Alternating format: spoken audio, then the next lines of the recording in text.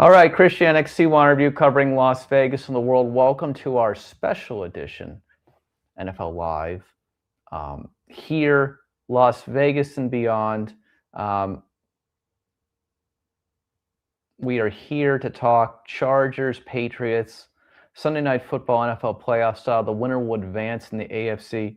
Thank you so much to everybody who's here in the room, joining us already. We greatly appreciate it, and we're looking forward to talking tonight's NFL game. Thank you so much for being here. Christian XC1 review covering Las Vegas and the world. It's going to be a fun one tonight. I think the Patriots and Chargers game will be good. We've already had an exciting week of NFL action. We're going to talk about all that action throughout the broadcast, and after tonight's game as well, we will absolutely have an NFL Live discussion on all that stuff as well. So thank you so much for joining us. Always put stuff in the comments section below. Happy New Year. Hope your week went well. We're enjoying ourselves here on Sunday Night Football. Patriots and Chargers. Patriots have the ball first early on. They're at the approximate about midfield already.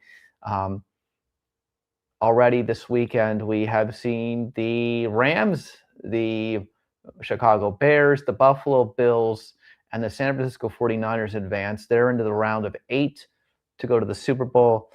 So grateful that you're all here with us, and thank you so much for being here. Again, without you, none of this is possible. Please let us know what you think again in the chat. Garrison will be talking some Las Vegas stuff in between tonight's broadcast as well. And thank you so much for being here as always. We're going to be here for about probably 4 hours tonight, around that. And we're excited about our YouTube Live here, Chargers and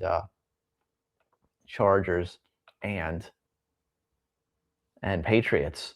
I picked the Patriots in a slight home field advantage because the Patriots have had a good run this year, and the Chargers have had a tough time in the playoffs on the road. So that's where we are right now. So sit back and watch, and we'll be here watching tonight with you for this NFL Live, and it's greatly appreciated. Thank you so much. And a sack on third down by the Chargers. Early on, quarterback May goes down. So the Chargers are going to actually get the ball back, and the Patriots are going to have to punt here early on. Thought that the Patriots were on their way to a fast start here in this one, but it looks like that they're going to have to play defense early on. Again, I think the Patriots are the better team by a little bit here in this one. But we'll have to wait and see as the night progresses here on Sunday Night Football. Evening special edition one. We're going to probably do 2 next week, depending on the schedule. But we'll continue this all the way on the road to the Super Bowl. And we greatly appreciate you being here. Justin Herbert will be on the field next in a minute after the commercial break for sure.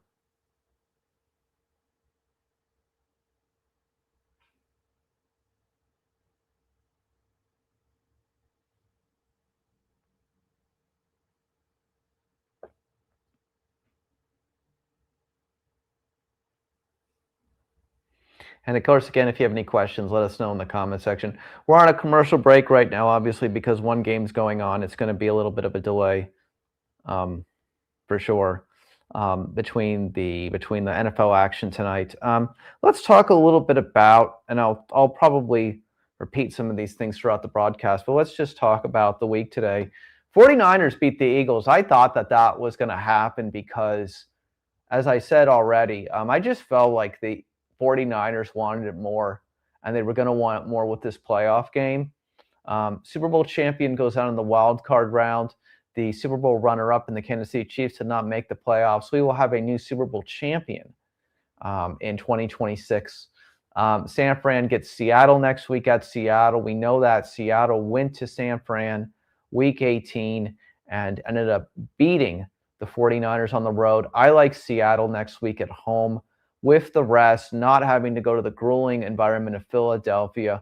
I like Seattle next week. Give me Seattle next week against the 49ers. I think that's a likely one.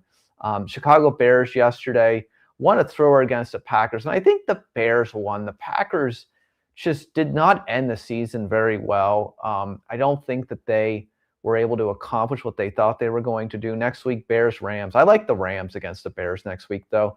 I think that the defense for the Rams is better than the Packers, and I think that'll be the deciding factor next week. I don't think Caleb Williams has two magical ones next week. I don't think we're going to be getting Bears at Seahawks in Seattle. I don't think it's going to be that simple. I think we're going to get a rematch of the Rams and the Seahawks in the NFC title game, and that really should be what the game is too, though, because I've said in this season, I thought that the Rams and I thought the Seahawks and the NFC West, again, you're going to get 3 of 4 from NFC West. The only one left is from the NFC North, which is the Bears. So you've got that scenario. Tonight, of course, you've got on Sunday Night Football, Mike Vrabel, New England Patriots head coach, going against Jim Harbaugh. Again, I just think that it's early. Obviously, there's no score, but I think it's just going to be very difficult. I think it's going to be very difficult for the Chargers. The Chargers have not had a great history in the playoffs on the road. I like the Patriots barely winning tonight. Good defensive performance on the first series by the Chargers defense. We shall see if they're able to keep that up through the night. Chargers are going to get a first down here to their own approximate 35-yard line. 12 minutes left in the first quarter. We're just getting started here. Christian XC1 Review covering you from Las Vegas in the world. NFL live reaction in Las Vegas. We are doing Chargers versus Patriots, Sunday Night Football wild card playoff style.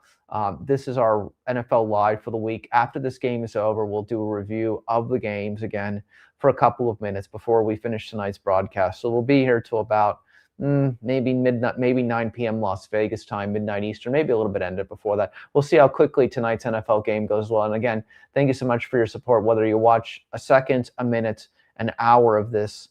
Looking forward to hearing your thoughts on the NFL playoffs, tonight's game, in the chat section. And we'll go through that as we continue to move here in this process. And thank you so much for joining us again tonight.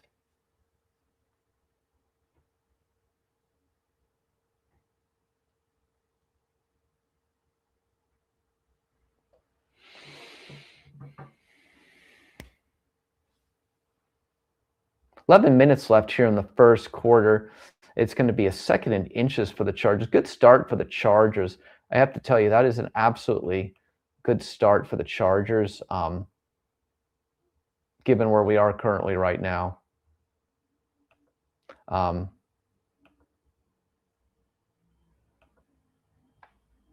think it's a very good start for the Chargers, considering they're on the road, it's a cold environment, all that stuff. Good start for the Chargers here. They're about approximately midfield, got a 1st and 10. Justin Herbert, again, would love to get a playoff victory under his belt. I mean, they were able to get through the Chiefs, this season. Can they now make that, parlay that success in the AFC West into a playoff victory here? We'll have to wait and see how the night progresses. But early on, their penalty flag on the Chargers, no good there. False start penalty. That's going to push them back a little bit here. 10 minutes left in the first quarter. No score between the Los Angeles Chargers and New England Patriots as we begin here. Again, thank you so much, as always, for all of you who are here tonight and showing support. It's greatly appreciated. And our main man, Tom, will be here after halftime. I'm sure he's excited that the Buffalo Bills won today against the Jacksonville Jaguars. I'm sure happy about that as well for him. Bills get to the second round of the NFL playoffs. And I think they can win next week again. I think they absolutely can. We shall see. But I think the Bills can absolutely win another game next week. We'll see what happens tomorrow night with the Texans and the Chargers in this game to determine all those playoff matchups for sure.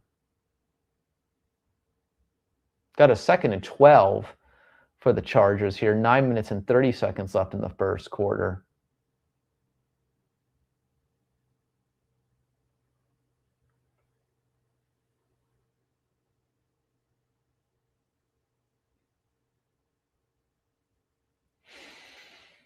And the New England defense is going to get to Justin Herbert on that one. A tip ball there. Third and 12 coming up, 9 minutes and 11 seconds left in the first quarter. Great defense by the Patriots there, getting to Justin Herbert on that play. We'll see if they're able to hold them and get the ball punted. Could be a low-scoring affair, interesting enough. I was expecting a high-scoring affair in this one, but maybe we won't get a lot of points in this one. Playoff games, much more competitive and much more difficult. We'll see, though, as the night progresses. Third and 12. Herbert's in the backfield here. And the Chargers are going to be short. They're going to be about 2 or 3 yards short. About 4th and 2.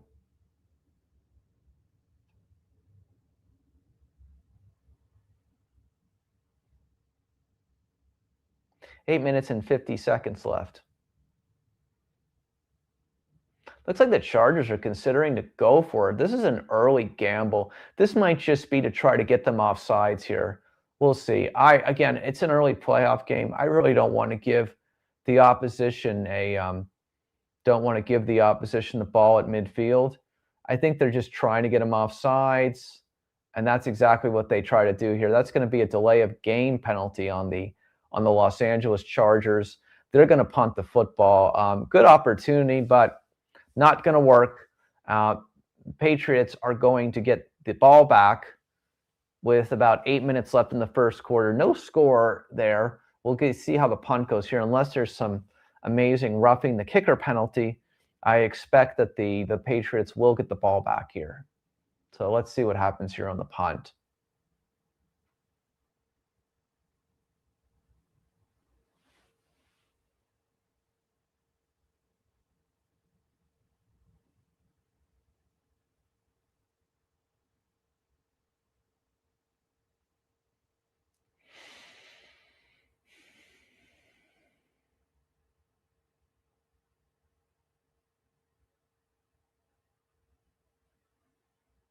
Patriots are going to be at their own 7-yard line to start the next drive. 8 minutes and 8 seconds left in the first quarter. NFL playoff wild card round. In New England, we're here in Las Vegas. New England 0, Los Angeles 0. 8 minutes and 8 seconds left. We'll put that in the chat just so you guys have that for your records.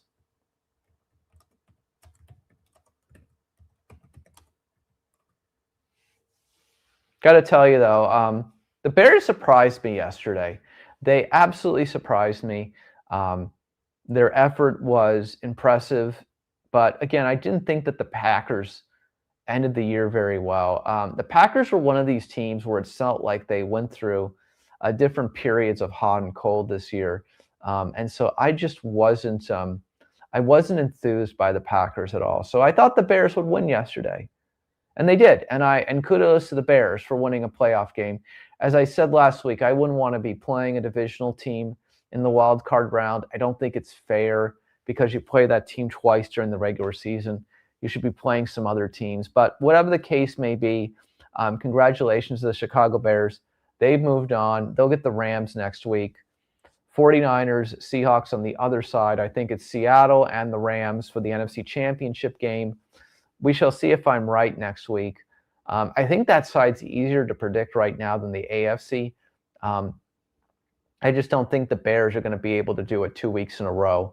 I think Caleb Williams was fortunate last week. I don't think he'll be fortunate against that Rams defense this coming week. That is my opinion, and I'm sticking to that. As far as the Seahawks go, they beat the 49ers in Week 18. I think they've got the 49ers number. I think, advantage Seattle Seahawks at home. That's my opinion on that front. So that's where my opinion is on that.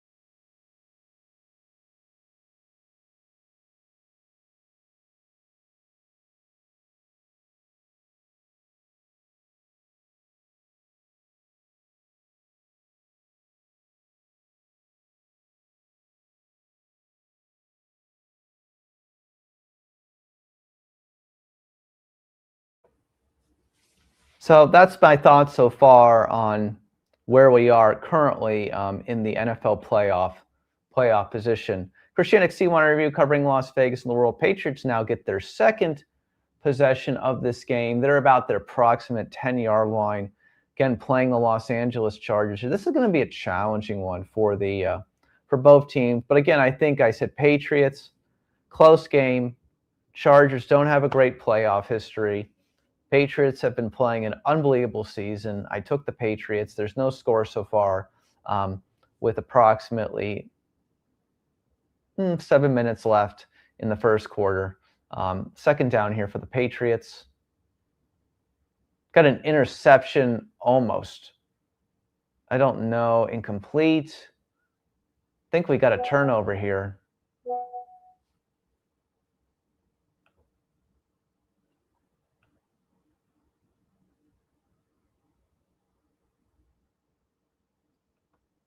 Last time the Chargers had a big run in the playoffs, of course, was when they were the San Diego Chargers back in the 90s.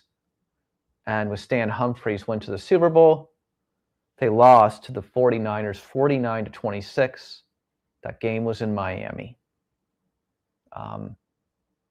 So been a long time for the Chargers who've had a deep playoff run, but they're inside. They're going to be inside the 10-yard line after intercepting Drake May, who many think may be the NFL MVP this year, the New England Patriots quarterback. So first and goal for the Chargers. Chargers are going to catch a break here early on inside the 10-yard line.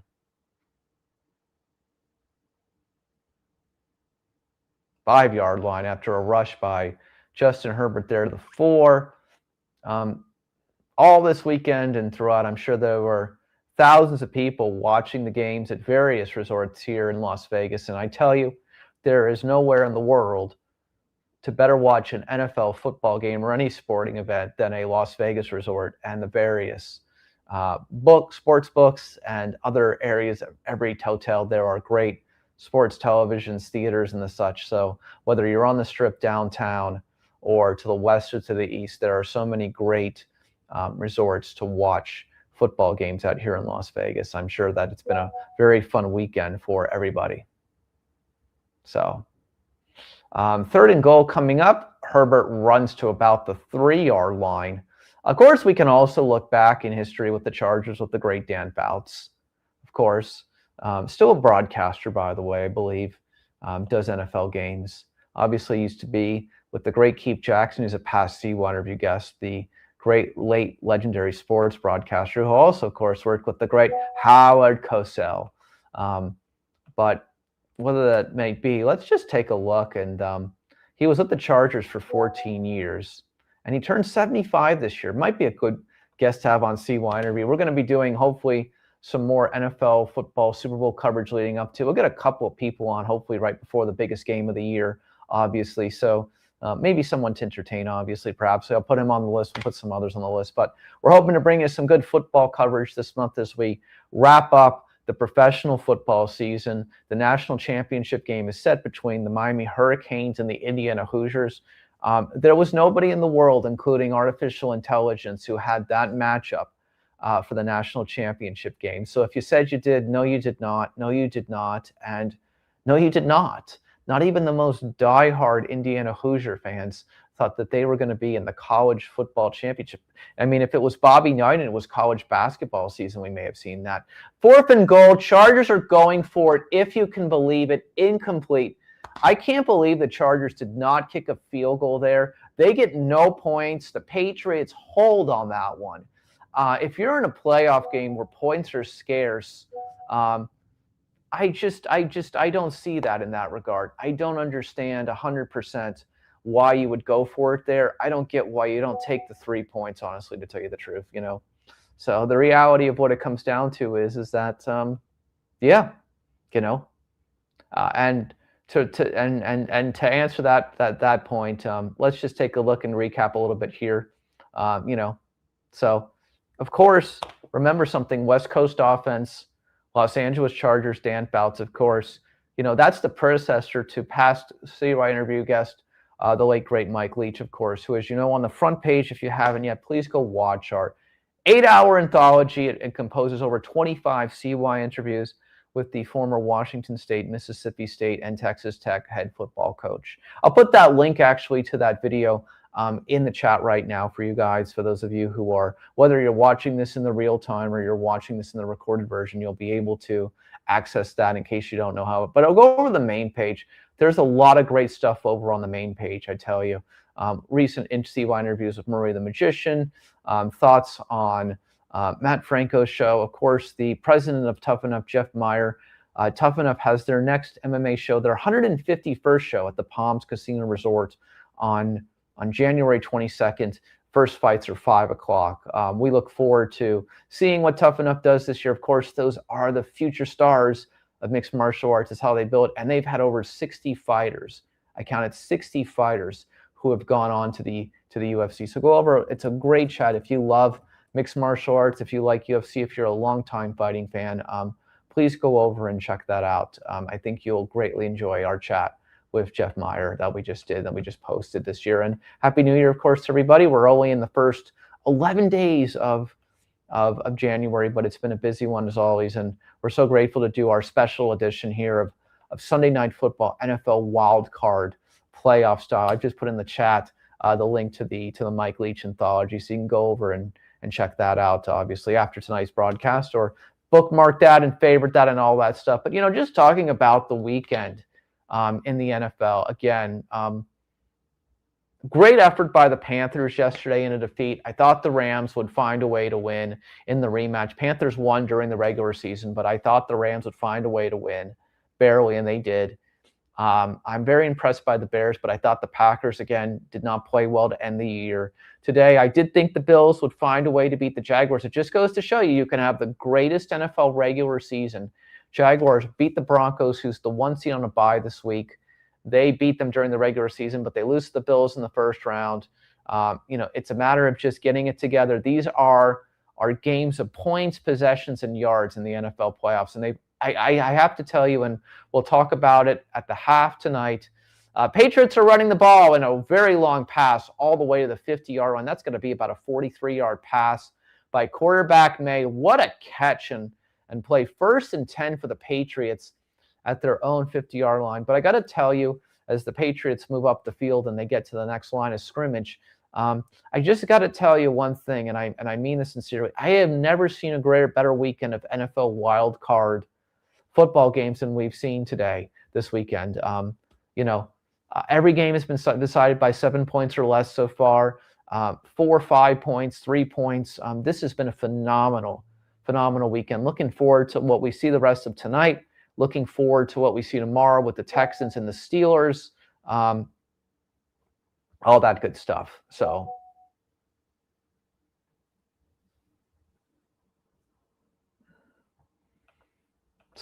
yep. And that's basically where we are right now.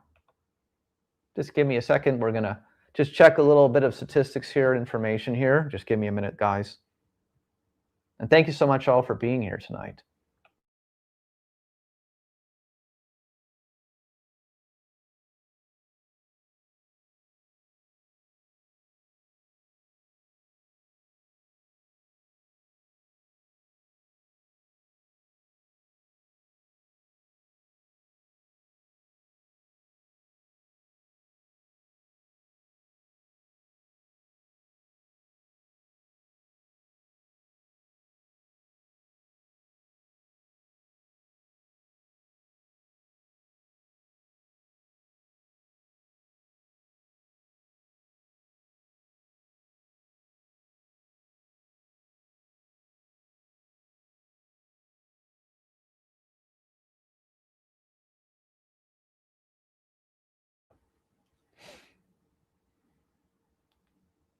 So, Patriots are inside the 35-yard line here.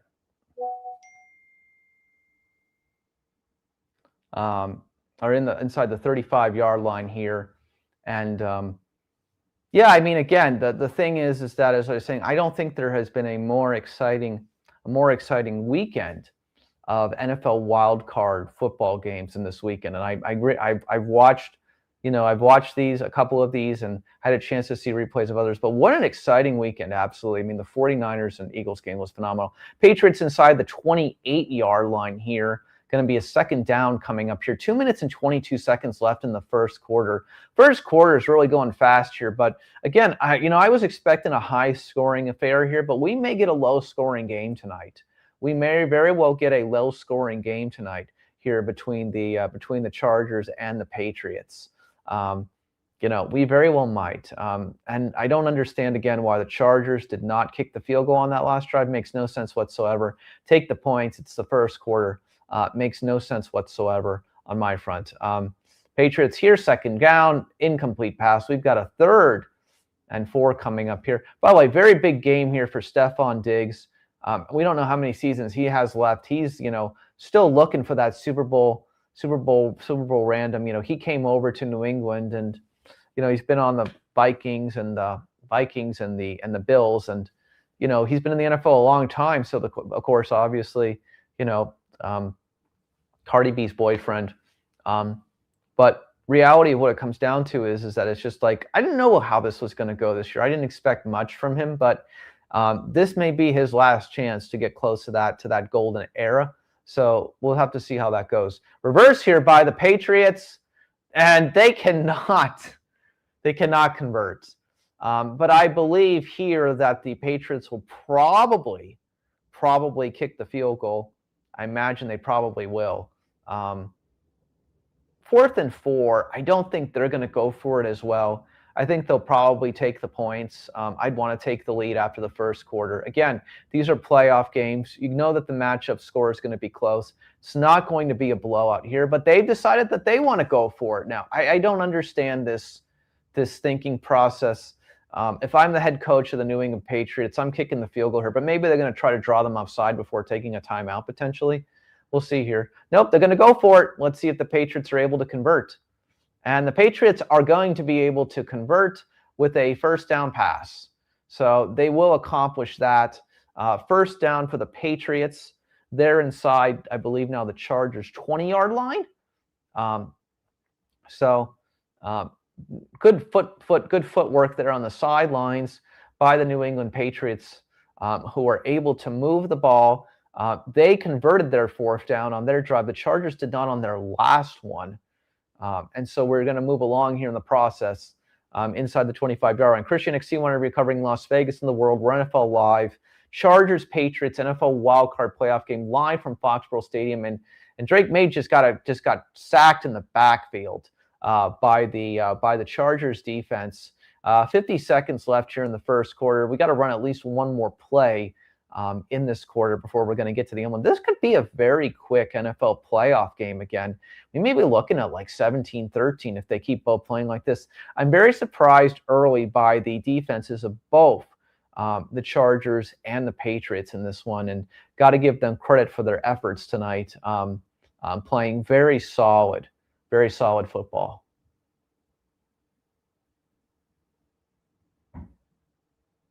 First down, Patriots inside the 11-yard line. That'll be the last.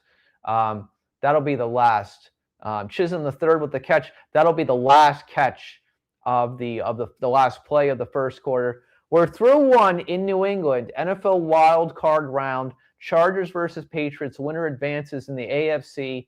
No score between the Chargers and the Patriots. However, the Patriots are inside the 15-yard line of the Chargers, looking to get a score here and get a touchdown here. Wild card round, no score after the fun, 0-0. We're on commercial break now, obviously, but want to just talk to you a little bit about some of the upcoming happenings in Las Vegas now, because we've got a commercial break very quickly here, and just wanted to talk to you about one thing. Just wanted to look at something. So, of course, this past week we had the Consumer Electronics Show, gigantic convention in Las Vegas. But here's a fun fact about Las Vegas. Did you know that there is a concrete convention every year? The annual World of Concrete takes place in Las Vegas. It's going to be January 20th to the 22nd at the Las Vegas Convention Center. It showcases new products, technologies, in the world of concrete, construction, all that good stuff. The World of Concrete Convention, January 20th through the 22nd. So that'll be next week in Las Vegas. Let's just take a look at something here, going to their official website here. The World of Concrete is the commercial construction industry's first, largest, and most important annual international event for concrete and masonry professionals across the globe. You'll find everything you need to see concrete success all year. World of Concrete, January 20th through January 22nd at the Las Vegas Convention Center. So if you're wondering, those are two of the major conventions that always take place in Las Vegas.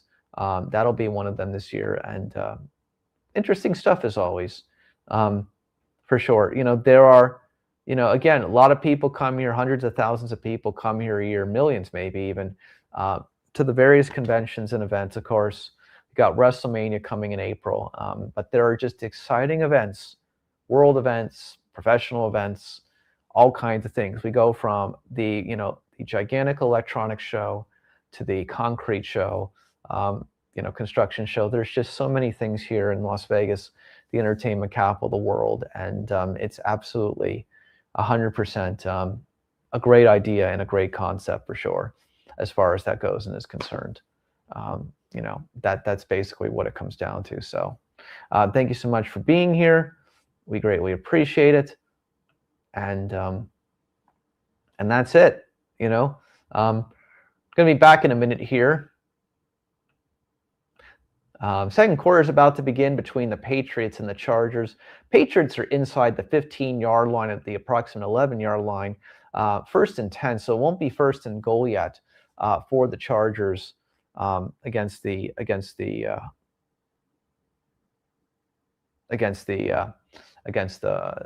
Patriots against the Chargers. And they're going to run inside. They're going to be at the 9-yard line.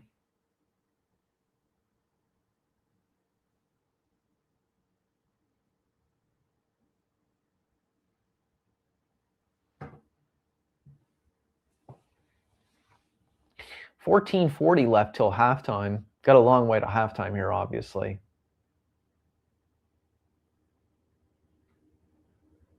Second and 8 for the Patriots inside the 10-yard line now for the Chargers.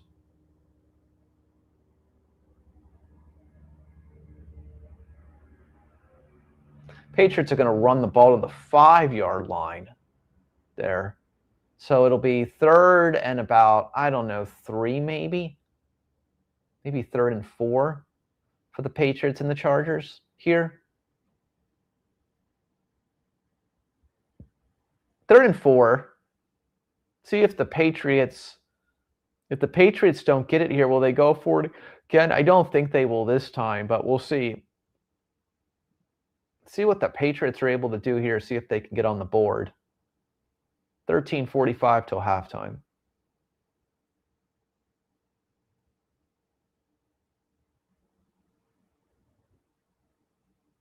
Just going to throw it up and it's incomplete. See if the Patriots, are they going to go for it again? No, I think they're going to take the points now. They will take the points now. Finally, one of these two teams wants to put some points on the board. The Patriots are going to attempt a short field goal attempt, probably about like 25, 26 yards here. It's like an extra point, basically. Andy Borregales is on the field. This year, he's made 27 of 32 for the Patriots. Let's see what we get here. This is an extra point. Unless there's a block or a wind thing, or this is just an absolute botch kick, there's no way this one gets missed. Snap is down, the kick is up, and it's good. Darted that one through. So the Patriots move the ball down the field, convert, going 90-plus yards. The score now with 13 minutes and 32 seconds left until the half. New England 3, Los Angeles 0. We're on a break, obviously, here now. Back to commercials. Let's put the score in the chat. New England 3, Los Angeles 0.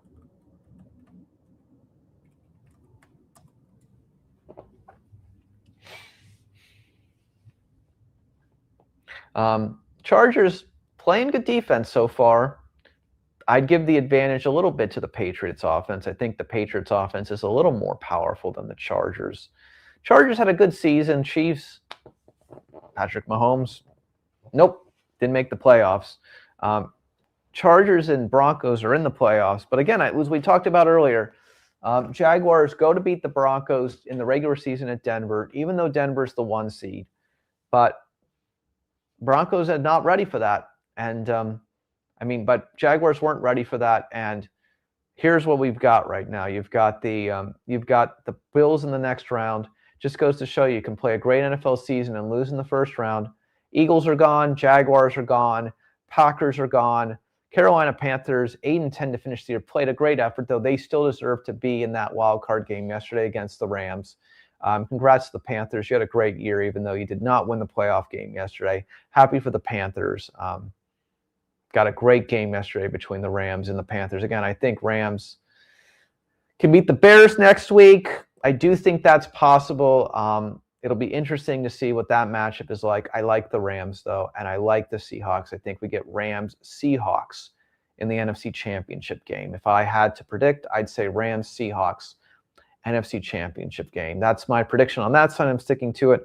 We have a lot of unfinished business on the AFC side. So until those games are finished today and tomorrow, it's going to be harder to make that prediction. But I do think the Bills have a great chance. I think the Bills can beat anybody. We talked about this the whole year. Maybe the Bills are in that focused playoff run. We'll see. For sure. A lot of history in the NFL, and the Patriots have won all of those playoff games before this one with the Chargers as well. 2018 AFC Championship game, Patriots beat the Chargers 41-28. Chargers have got to feel like, can this finally be the night that we get past the Patriots in the playoffs? I don't think so. Again, I just don't see the Patriots having great success in the playoffs. You got to go back again to Dan Fouts, and you got to go back to Stan Humphries back in the early to mid 90s when the Chargers went to the Super Bowl as the San Diego Chargers.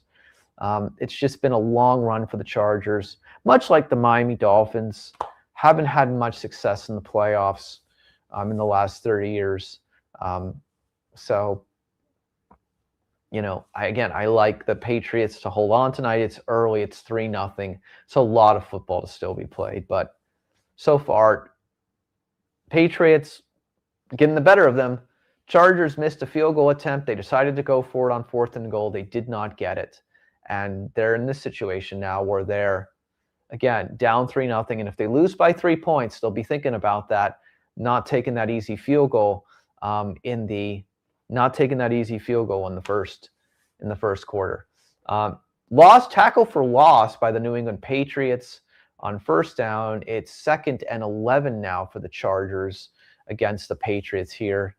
2nd and 11 coming up. 13 minutes until the half. See what they do here. Christian XC1 review covering Las Vegas and the world. Hope you're doing well. Hope you've had a good week. Whether you're watching these games in Las Vegas, across the world, at the Las Vegas resorts, in your home, in another country, thank you so much for joining us. As always, whether you're watching in the live or the recorded version, your support is greatly appreciated. First down for the Chargers on a pass to the 47-yard line of their own. It's going to be about a 17, 18-yard pass. That's a first down pass for Justin Herbert. And the Chargers are going to be now approximately at midfield after that first down catch and pass by the Chargers. Herbert took his time there, had a great block on the offensive line, and threw over about 3 New England defenders there. That's why they pay NFL quarterbacks like him the big bucks. 1st and 10, 12 minutes left here until the half now. Tackle for about 3 yards. About a 3-yard rush there. So, obviously Justin Herbert's been dealing with a hand issue, but seems like it hasn't truly slowed him down that much in this one so far. 11:37, 2nd and 8. Herbert so far is 4 for 6 and 47 yards on the evening. Doesn't seem like we're going to have a big high statistical NFL game here tonight. 11:25 for the half. Here we go. 2nd and 8 for the Chargers. Herbert's in the backfield here. He's going to throw, and he's going to get another reception close to the first down marker. Number 13 there.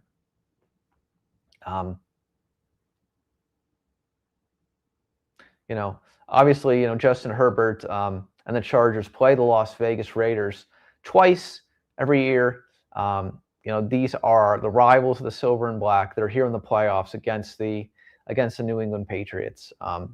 As we discussed throughout, some exciting events in January. Again, we had the Consumer Electronics Show already this past week, and in a couple weeks we have the World of Concrete Foundation show, January 20th through 22nd at the Las Vegas Convention Center. So if people ever wonder what happens in January in Las Vegas, conventions, Tough Enough, MMA promotion is going to be at the Palms on January 22nd. And of course, this coming Saturday, they debut of Jennifer Bromus's female review, Sexy the Show. The new version of Sexy the Show, the latest edition, will be at Virgin Hotels, Las Vegas, at the Oxford Showroom, January 17th. Go over to our main channel. We've got 2 videos, an interview with Jennifer, and she recently was there promoting it. We were there with her last month. This coming Saturday, we're looking forward to it. We will bring you that coverage, obviously, and a report on the newest and latest edition of Sexy the Show, which is returning to Las Vegas this coming Saturday, January 17th. 2nd down for the Chargers, continuing to drive the ball here against the New England Patriots. Let's see what yard line the Chargers are at here on this 2nd down attempt. Interesting to see if the Chargers will be able to get some points on this drive. Again, already a missed field goal attempt in the first quarter. Not very good. They're now at the 27-yard line of New England, 2nd and 3 here. Let's see what the Chargers have. 9 minutes now until the half here. And they're going to tackle. That's going to be close to the first down marker. But there is a penalty flag on the field. Potentially there's maybe an illegal block in the back or a holding. I'm going to say there's a holding call on the Chargers here. When the running back runs to the middle of the pylon, holding seems to be the most common, but it looks like it's actually going to be a face mask penalty here on New England, actually. Looking at the replay here, this will be a first down regardless, but there's going to basically be, if they take the penalty, there'll be some extra yards here for the Chargers. Face mask on the defense. That will be an automatic first down for the Chargers. They're now going to be inside the New England 20-yard line. The Chargers are in the red zone, ladies and gentlemen. The Chargers are in the red zone here against the New England Patriots in the second quarter. 9 minutes and 11 seconds left until halftime. Really quick one going on here in this one. We've only been on live for 40 minutes. The first half has only been 40 minutes, and we've already got 9 minutes until halftime. This has been an absolute quick playoff game so far. Excuse me. Chargers are going to stick to the running game here. Going to get about 2 yards on that rush. It's going to be 2nd and 8 for the Chargers. I imagine if the Chargers do not convert here, that they will kick the field goal this time. I imagine that will absolutely happen. Vidal, for the running back for the Chargers, is 5 rushes of 19 yards so far in that, or as we would call that, 5 of 19 for 19 yards. 5 rushes for 19 yards. 8 minutes and 28 seconds left here in the second quarter, excuse me. Let's see what the Chargers do here on 2nd and 7. Let's see if Herbert goes to the backfield here or not.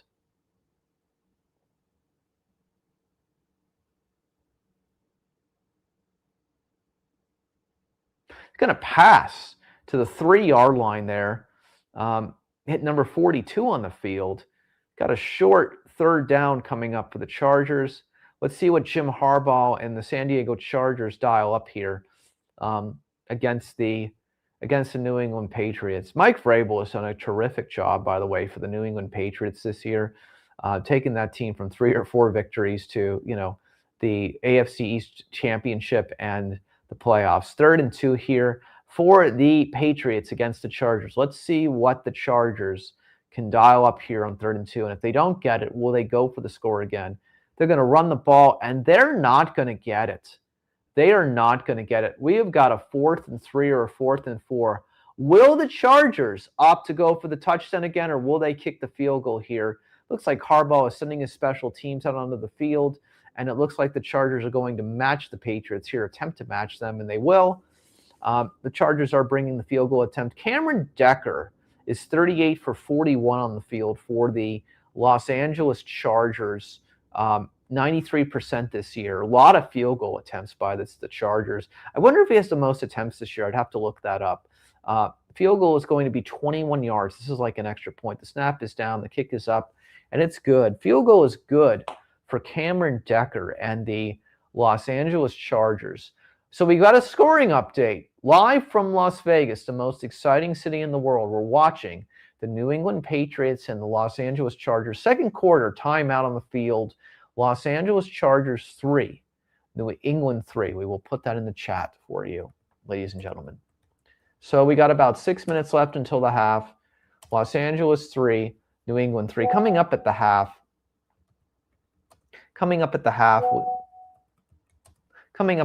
we will have Miami Hurricanes versus Indiana Hoosiers reaction, and we're going to talk about, again, some of the NFL action, and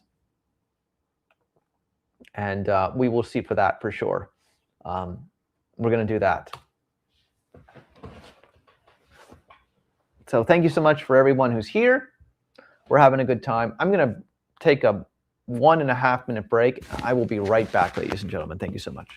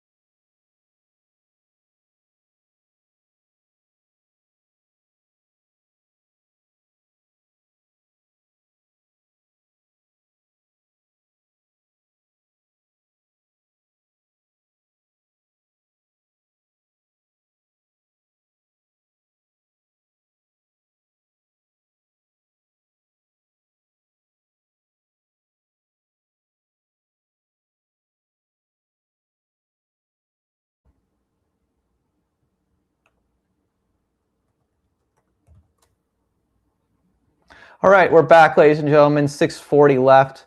Patriots are on the 36-yard line of the Chargers. Christian XC1 review covering Las Vegas and the world. NFL live reaction, NFL wildcard playoffs. Los Angeles Chargers, New England Patriots. We got about 6 minutes to the half.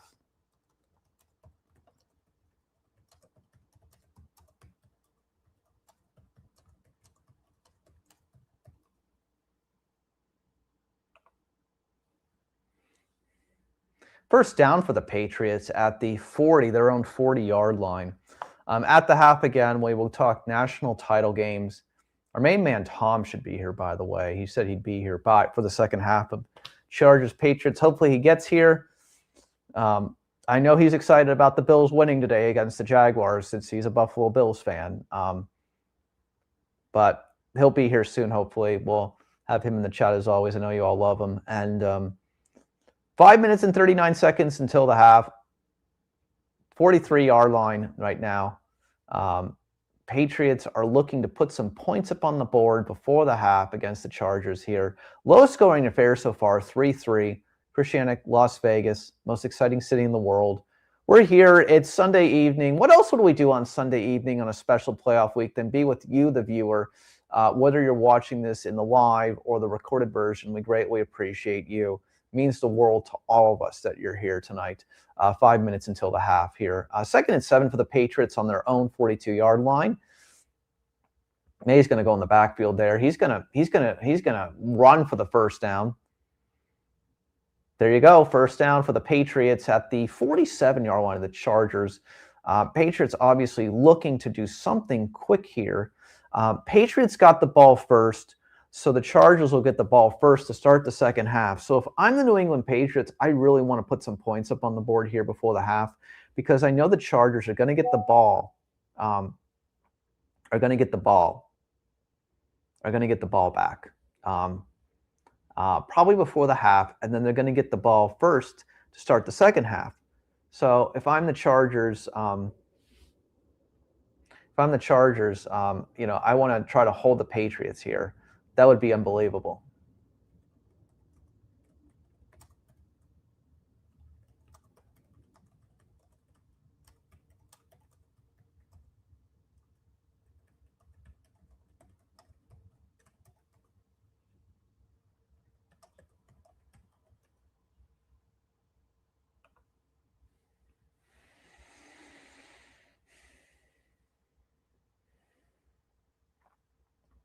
Second and 10 for the Patriots here at midfield, approximately. That's a pass, about 5 yards.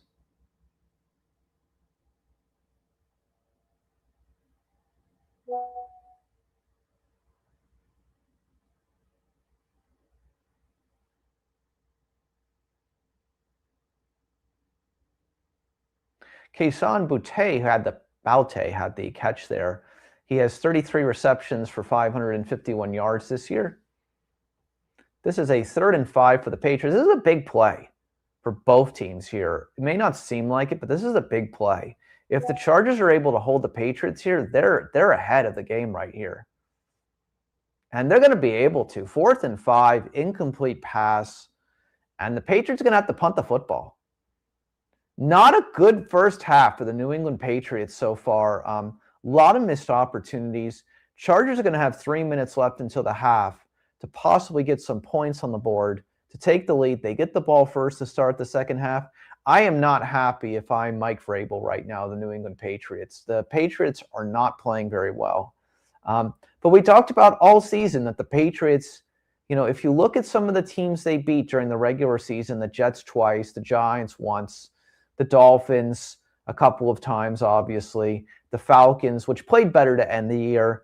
They won by a point. Their big one of the year was the Buccaneers, who didn't even make the playoffs. I got to tell you in this regard, if the Patriots lose tonight, it won't be surprising. But again, I just felt because of the Chargers with their not great playoff history, I thought that would continue. A road game is tough for a West Coast team going to a very cold climate to start the wild card playoffs. That's really tough. You got to win 3 games to get to the Super Bowl. That's just a tough stretch. So I like New England barely, but we'll see what happens here. Got 3 minutes left to the half. Christianic C1 review covering Las Vegas in the world. We're in the most exciting city in the world, giving you NFL live reactions to the final playoff game of this NFL Sunday, NFL Wild Card Wild. 3-3 so far. So, listen, one of the tie-ins, of course, of the New England Patriots is Tom Brady to the Las Vegas Raiders. And, of course, obviously, Brady's got a small ownership now, a smaller role, but he's helping influence some of the things that are going on at the Raiders organization, of course. the great New England Patriots quarterback, supposedly, according to reports, and again, these are reports, not reported by us, that he is going to be instrumental in helping decide who the next head coach is of the Raiders. So that'll be interesting to see. The Raiders, of course, have the first pick in the NFL draft. Will they take Mendoza from Indiana? If Mendoza comes out, will be the question. Everybody needs to think that he's a 1 in a million guy, the Heisman Trophy winner. Will the Raiders draft a quarterback at 1, or will they, decide to trade down and take more picks? We shall see about that. It's going to be exciting to see. I'm looking forward to the NFL draft. I wish we could speed up time to get to the NFL draft, to get to WrestleMania 42 here in Las Vegas, but one day at a time, of course. We've had the Consumer Electronics Show this week. In 2 weeks, we've got the World of Concrete Foundation. We've got Tough Enough, the MMA promotion at the Palms on January 22nd. We've got Jennifer Romas's, the latest edition of her female review, Sexy the Show, at Virgin Hotels Las Vegas this coming Saturday. We got a lot of exciting things coming up in Las Vegas, and we're going to be there to talk and cover all of them. So really exciting times.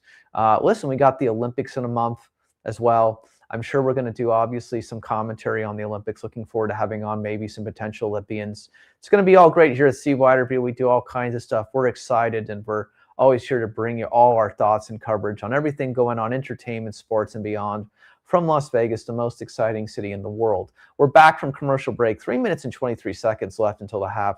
Chargers versus Patriots here. And Justin Herbert's going to get sacked in the backfield. And there's a fumble on the play. There is a fumble on the play. And let's see if the Chargers got the ball back. I think the Chargers got fortunate, and the Chargers did get fortunate. They got the ball back at like the 2-yard line after a fumble. Bad play. Bad. Justin Herbert for the Chargers. He really held on the ball for too long on that play. They literally could have been a safety, could have been anything. Fumbles the football. The Chargers are lucky. The Chargers just dodged a bullet on that fumble. Chargers will now have the ball at their own 2-yard line. Not a great play by the Chargers offensive line there. Where were they protecting Justin Herbert on that play? Patriots missed out on a big one there. I think the Chargers are now going to play a little bit more conservative. Maybe the Patriots will get the ball back here before the half and have an opportunity to get some points on the board.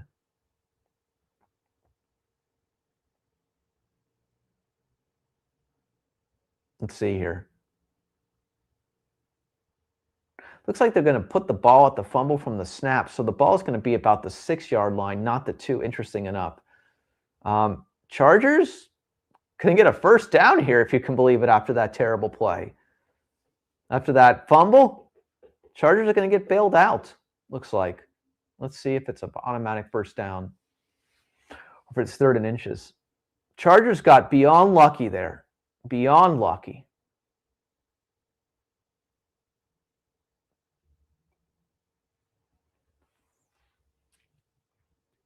Yep, they gave him a first down. Wow, that was the kind of play that you would hope for in a rebound after having your quarterback get sacked inside the 5-yard line.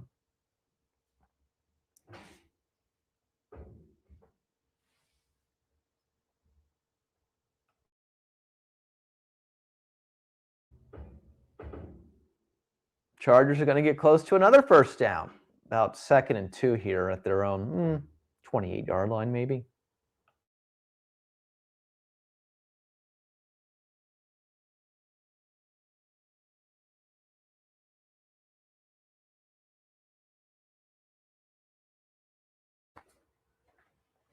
We're going to get to the 2-minute warning, ladies and gentlemen.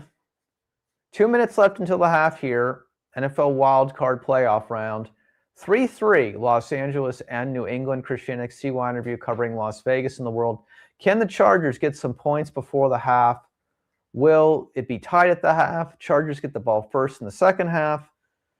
Everything's looking good for the Chargers right now. Patriots, not a great first half. For that powerful offense and thinking that your quarterback may be the NFL MVP, not a great first half. That's for sure.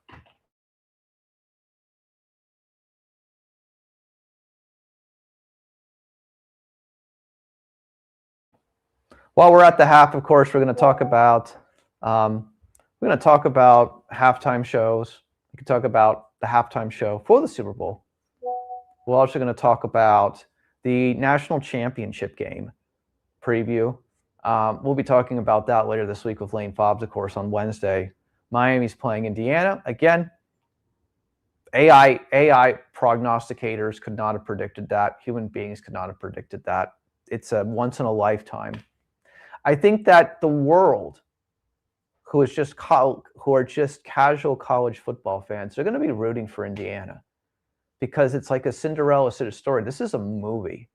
What the Indiana Hoosiers, who are historically a 4 or 5 win football team, have been able to do against college football teams this year is incredible. It's unheard of. It's unexpected.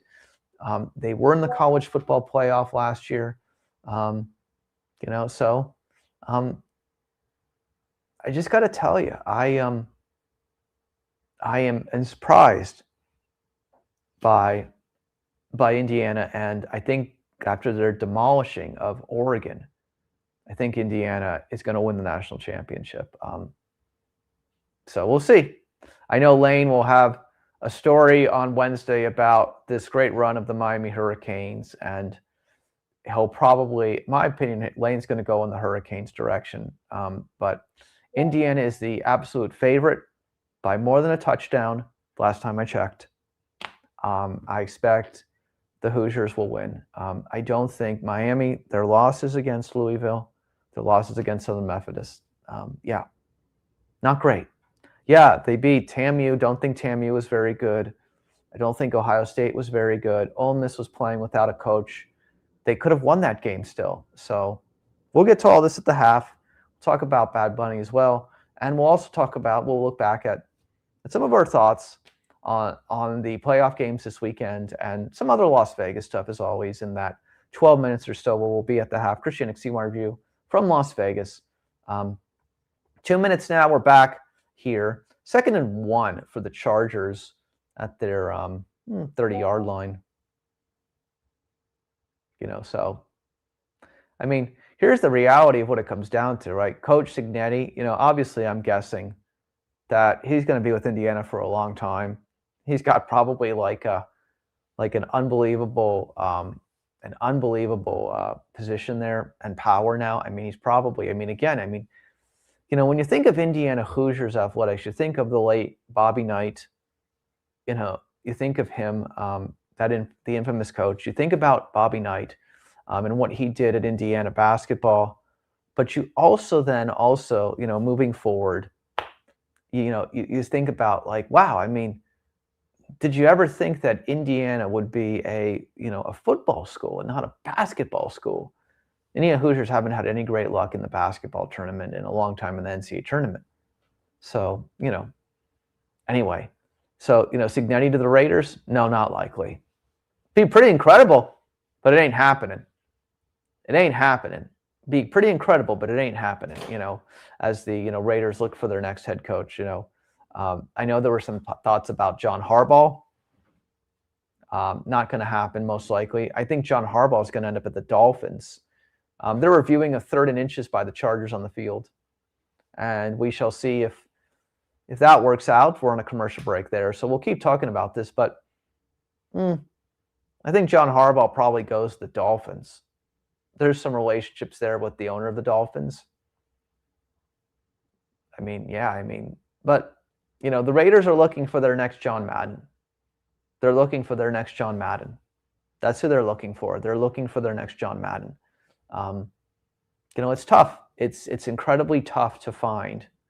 It's incredibly tough to find a good head coach in the NFL. But the Raiders need to fix a bunch of things on the offense and the defense. There are some possibilities there. They need a new quarterback. Aiden O'Connell, again, maybe you give Aiden the chance to start the year next year. He did well a couple years ago. Will that happen? I'm not sure. He had injuries this year. We met Aiden, at the NFL Super Bowl experience at Mandalay Bay Convention Center. Great guy. Played pretty well a couple years ago. I don't know. Maybe you don't go for the quarterback this year. Maybe you trade that pick and you go for a bunch of other stuff and try to build a new roster of young players. You trade that pick, you get 2 or 3 picks maybe for that number 1 pick. Maybe you get 4 or 5. Depends on how bad somebody wants Mendoza.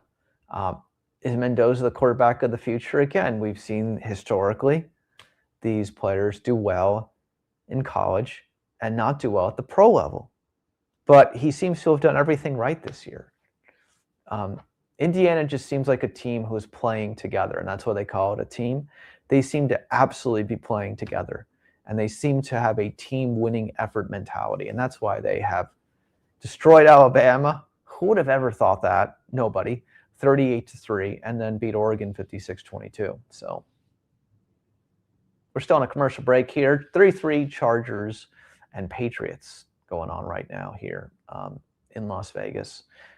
We're 2 minutes until the half. We're going to talk a couple of things. The half. Got a lot to do, and we'll be here next week, of course, as well. And again, whether you watch this in the live or the recorded version, we're so greatly appreciative. Of course, go over to the main channel and watch some of our other videos here and see one review as well. And we thank you so much for your support. Still going over a review here between the Chargers and the Patriots. And the Chargers are going to be rolled a first down. And happy Sunday to you too, Sunshine. It's cold here in Las Vegas today. It's absolutely cold. Incredibly cold. But guess what? The pool season in Las Vegas, the day clubs, the beach clubs, whatever you want to call them, they'll be in full force soon enough. All those different pool clubs, they'll be ready to go soon. It's amazing as it is. It's cold right now, but in a couple weeks, there'll be thousands of people here for the NCAA tournament and March Madness. It'll be March before you know it, and be pool season in Las Vegas and all that stuff.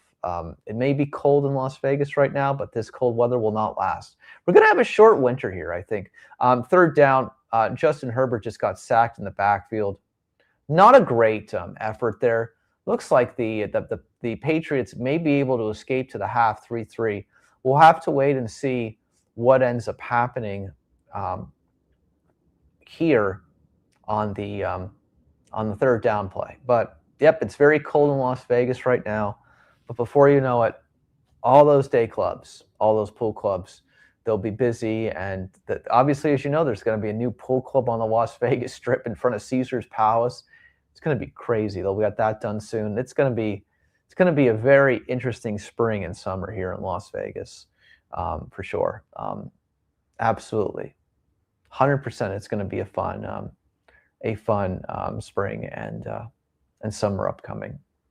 I'm looking forward to it. 3rd and 11 here for the Chargers. 48 seconds left in the half.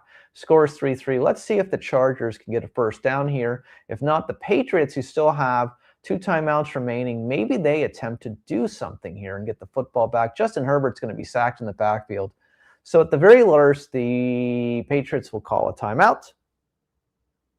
And they're going to try to get some points here before the half and send their offense back out on the field. So 41 seconds left. Patriots use their second timeout.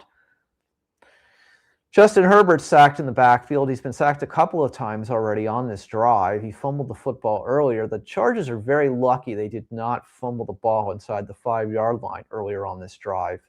3-3, Chargers and Patriots. We are 41 seconds until the half here.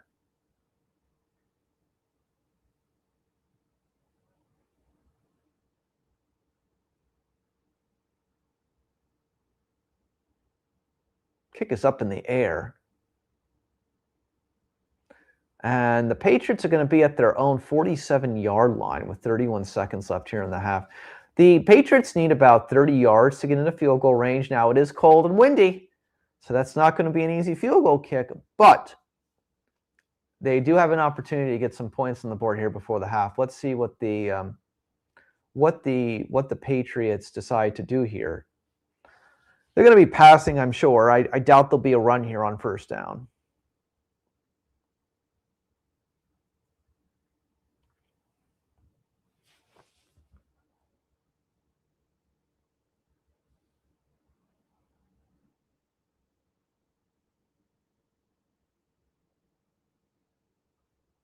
And after tonight's game, we will have our NFL. We're going to go right into it. We're not going to wait until 9 o'clock. We're going to have our NFL live review, post-show, weekend review. We're going to do our weekend review right after tonight's playoff game ends.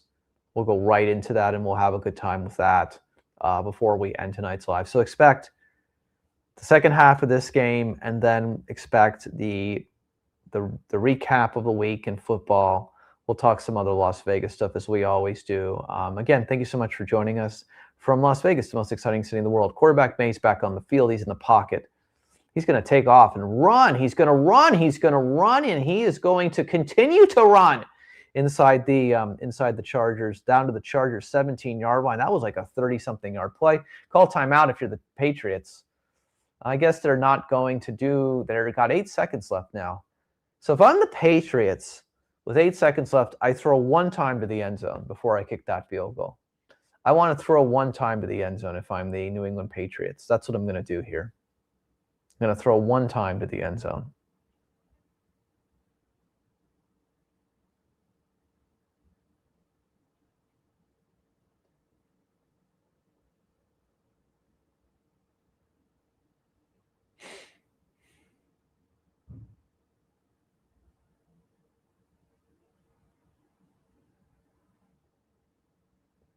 See what the Patriots do here. Again, I'd throw one time to the end zone before I'd kick that field goal attempt. They have no timeouts left, but if you throw an incomplete pass, they are going to throw one time, I think. They actually absolutely are going to throw one time. Well, they got some clock back, 16 seconds. I guess they called the timeout. I guess the officials overviewed that. So 8 seconds have been added back to the clock, 16 seconds until the half. Mays back in the backfield for the Patriots. He throws. It's up in the end zone. That's incomplete. Second down coming up. 11 seconds left now to the half. Incomplete pass intended for Douglas, Patriots wide receiver. 11 seconds left in the half. Here, 2nd and 10 for the Patriots. Again, Patriots you could probably still get off 2 more passes here. You can probably get off 2 more passes before the half. Let's see. Probably throw 2 more. If I don't get them, then I kick the field goal. Mays in the backfield again. It's going to throw to the sideline. That's incomplete. Now we're down to 6 seconds. I think you can still get one, but they're not going to. They're going to kick the field goal. Honestly, if you're good at clock management, I think you can get one more in. I really think you can get one more in, but they're not going to attempt that. So here we go, field goal attempt. 6 seconds remaining in the half. Borregales is back on the field for the New England Patriots. This is a 35-yard field goal attempt. And the Chargers are going to take a timeout before Borregales is going to have a chance to kick the field goal here. They're going to try to ice him. You know, sometimes this works, sometimes this doesn't. But again, it's windy, it's bad weather, it's really cold outside in New England. It's tougher in these kinds of conditions to kick a field goal. So maybe you think, well, maybe I can do something here to prevent this. But honestly, to tell you the truth, I would have probably gone one more play to the end zone before kicking this field goal if you're good at clock management, my opinion, but it's their choice. So snap is down, the kick is up, and it is going to be good. And we got 2 seconds left in the half, so the Patriots will have to kick to the Chargers, but Borregales, with his 2nd field goal of the night, gives New England a 6-3 lead with 2 seconds remaining in the half. So we're going to put that in the chat. So it's New England 6, Los Angeles 3 before we get to the halftime report, the CY interview, Las Vegas halftime report. New England.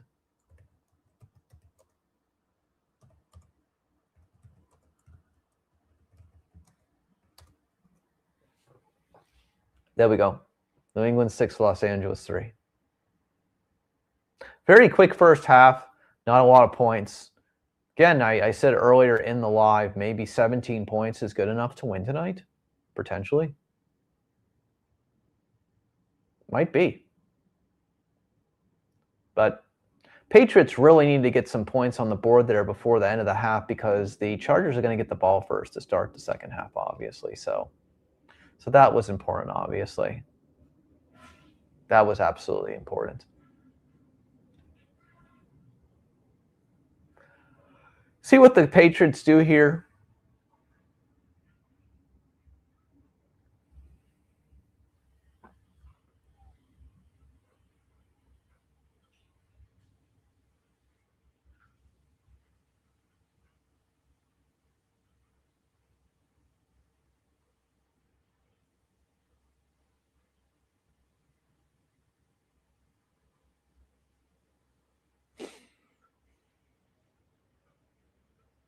Chargers are going to return this one, which I thought is kind of surprising here. And that's going to be it. Halftime in New England, live from Las Vegas. We're watching it in real time, but live in New England. New England 6. Los Angeles 3 at the half. Chargers will get the ball first to start the second half. Thoughts on the first half of this game between the Patriots and the Chargers?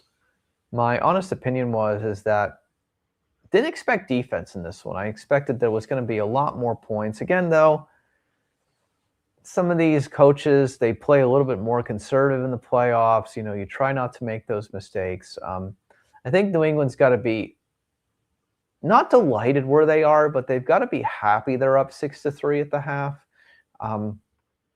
Los Angeles probably feels like, I don't know, what do they feel? They probably feel like, yeah, we're in this game. We're not out of this game. It could be worse.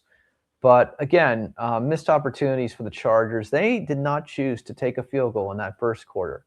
So this game could be tied 6-6. Okay, so we're at the CY Interview halftime report. I'm going to be back in 90 seconds. We're going to take a quick halftime break, and then we'll be right back to get into the halftime report. Thank you so much.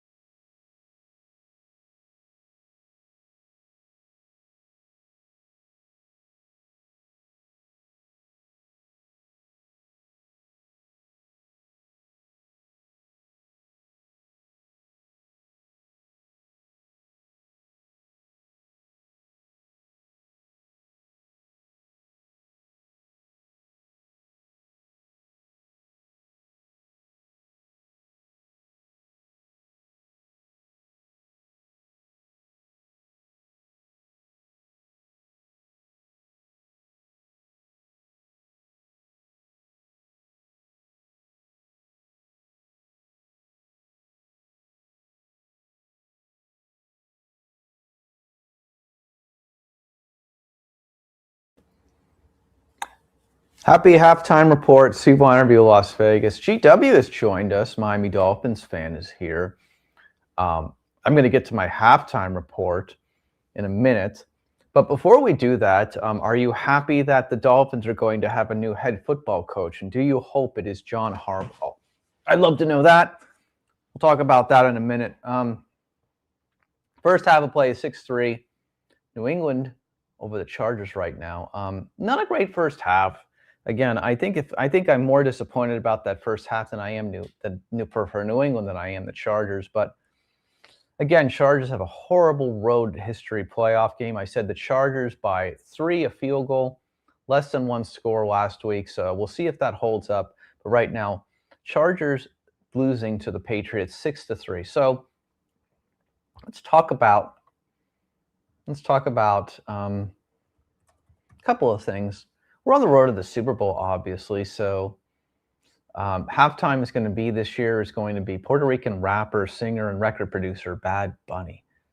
Mixed reviews, I think, about the halftime show, but I think it's going to be an interesting one. I think it's going to be a different halftime show than past years. They're all different, but I think this one will have a really interesting, we don't know what to expect feel about it. So looking forward to that for sure.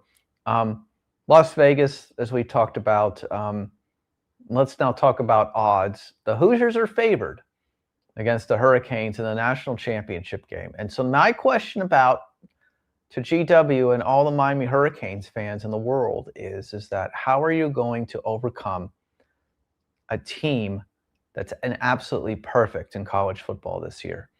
I don't know. The Hoosiers have dominated everybody. You know, they beat Ohio State just like you guys did a couple weeks ago. I don't know. I have to tell you, to me, the Indiana Hoosiers is a movie, what they have done this year. They are a movie. You expect them to be a basketball school, not a football school, by any stretch of the imagination. And what they did, they demolished Oregon this past week, and they demolished Alabama, you know. So I'll agree with you on one front of what you said in the chat, GW. The Hurricanes need to shorten that football game. The way the Hurricanes beat the Hoosiers in the national championship game is running the football and shortening the game. You shorten that game and you keep Mendoza on the sidelines, that's how you win that football game. And that's how the Canes, beat the Hoosiers like 24-21 or something like that. You got to shorten the game because they are just a train. They're a train of offense. It's like an old Pac-12 offense, like Oregon, who would just run up the score on these different teams. That's the only way Miami's going to beat IU's. They've got to shorten the game. But I just feel like I get it. It's in Miami. There's going to be 1 million Hurricane fans there because they just have to buy the ticket. I can't imagine it's going to be 50-50. It'll probably be like 70 Miami, 30 IU. I imagine it's going to be something like that. It reminds me of the national championship game between Florida and Oklahoma, which yours truly was at, where it was majority Florida fans and some Oklahoma fans. That the reality of what it comes down to is that it'll be the first time, by the way, but remember, most college teams do not play in their pro stadiums, so this is just an anomaly situation. But, so I would expect, this is an anomaly situation. The Hurricanes are playing in their own stadium, so this is not a normal situation. But 2009, Gators won the national championship. Had a favorite home crowd. It's going to be crazy stuff. It's going to be crazy stuff for sure. But I have to tell you in this regard, I expect it may be the toughest game that IU gets all year. I'll agree with that. Miami will be playing with a chip on their shoulder, but IU is the team that no one expects to do anything. So it's not like this is a we've been here before situation. So that 2009 game between Florida and Oklahoma was in early January. I think it was January 8th, if you can believe it. It's been 17 years since I was at Dolphin Stadium, sitting in literally the last row of Dolphin Stadium when the Florida Gators defeated the Oklahoma Sooners 24-14 to win the national championship.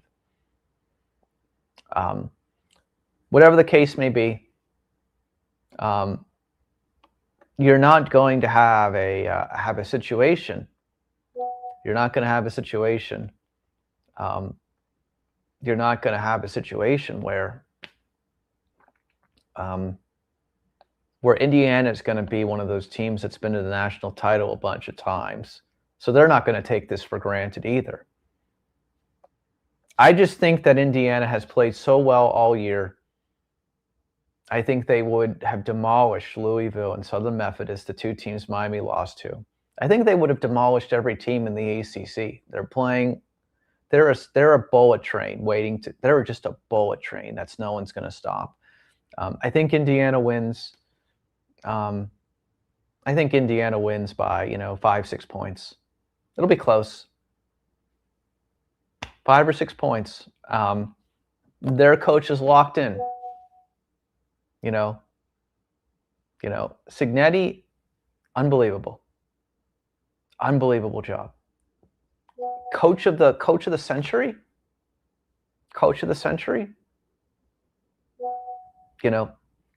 We talked about it earlier in the broadcast. I mean, the Raiders are slobbering at the possibility. That's not happening. But imagine if Signetti went to the NFL after this year. Not happening. Mendoza, the first pick. Signetti, his head coach. They move over. Not going to happen, but that is one of those potential that's one of those potential thoughts, right? But that ain't happening. But he's got an unbelievable situation there. I just think that Miami better not take this for granted, is my point too. They better not act like, oh, it's Indiana, this is some Midwestern football team, and we're just going to run through because we've got the history of football on our side. That's not how this works, as you know. College football is completely different now with the transfer protocol and NIL, of course, and all these kinds of things. There's more money in college football.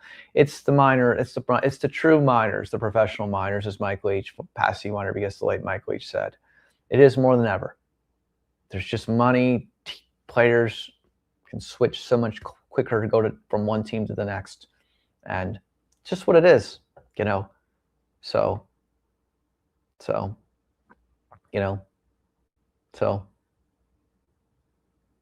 listen, Signetti could be a great GM in the NFL one day. This guy knows talent. There's no denying that. Raiders need a GM like him. They need someone who truly gets talent. So, I'll take GW's thoughts. Again, one knows as a Florida alum that I'm not the biggest fan of the Miami Hurricanes, but objectively, they absolutely have a chance to win the national championship game. Everyone knows that. Everyone knows I'm not a Miami fan, but I can say their run has been incredibly surprising, but I think they did get a good draw. But they have their work cut out for them against Indiana. I think a lot of people look back to when Miami played Alabama for the national championship. I can't remember what year it was, and Alabama beat Miami. And that's what it is. We're in the second half now of the Chargers and the Patriots. 14:54. 14:54 to go in the third quarter already. Chargers going to start with the ball here. 6-3 New England. Again, low scoring affair here. Absolutely low scoring affair here. Listen, you talk about the ticket price of $3,000. A lot of those tickets for those games, they drop before the game itself. We may get down to about $1,500, but think about that. I think I paid, as a student for the University of Florida in my senior year going to the national title game, I think I paid $400 to watch Florida play Oklahoma. Times they have changed and inflation it has been, ladies and gentlemen. Times they have changed and inflation it has been. And welcome to the chat, Tom, the Buffalo Bills fan and and past, and every week, loyal NFL Live watcher and a loyal CY interviewer. Tom is home from work in Las Vegas, the entertainment capital of the world. I hope you had a good Sunday, Tom. Congratulations to the Bills who beat the Jaguars today, 27-24. Thanks for joining us. I believed in the Bills. I told you I thought the Bills could still be a Super Bowl team, and congratulations. And we'll talk about them after this game finishes tonight. We will talk about the Bills, you know. So there you go. Of course, it was going to be stressful. All the playoff games were close. Again, I have to tell you, GW, Tom, this has been the best weekend of NFL wildcard games in maybe ever. These games have all been incredibly close, down to the last minute, decided by 5 points or less, you know. So that's what it is, you know. Chargers are going to punt, by the way. Patriots going to get the ball back. So let's just talk about a little bit about the Chargers' history. The Air Coryell offense back, obviously, in the 70s was one of the past Chargers ones, obviously, run by Dan Fouts and the such. You know, deep passing is much more fun. We're just not getting a lot of passing tonight. And I hope we get a lot. I hope we have a better offense. I hope we have a better offense in the second half. I really do. I hope we see more offense in this game. Patriots, again, we talked last week, Tom. I told you, I said I thought the 49ers are going to want it more than the Eagles. 49ers win today. You know, 49ers win today. We thought that. I thought the Rams would beat the Panthers in a close game. I didn't think the Panthers could beat them twice. But I think Rams beat the Bears next week. I think Seattle beats San Fran. I think we get Rams and Seahawks in the NFC Championship game. I'm already calling that. I think it's Rams-Seahawks. NFC West. The NFC runs to the NFC West this year. What an incredible group of teams. 49ers knock off the Super Bowl champions, you know, so that's just what it is, you know. Niners, I told you, Niners over Eagles. Niners over Eagles. Niners over Eagles, you know. Not the Falcons, the Eagles, other bird. But hey, it's okay. It's been a long day, I'm sure. But but you did tell me that the Chicago Bears, you know, again, I just thought that Green Bay ended the year bad. I thought Green Bay was a hot and cold team. It's hard to win on the road. We always talk about this division road games. It's so hard to win on the road. Second down for the Patriots at their own 30-yard line. Yeah. I have to tell you, GW, I don't like to give predictions so far ahead. I have Buffalo and Seattle in the Super Bowl. That's what I was thinking. I went through the playoff projection simulator, and I took Buffalo over Seattle. I think Buffalo over Seattle. I agree with you 100%. Other direction.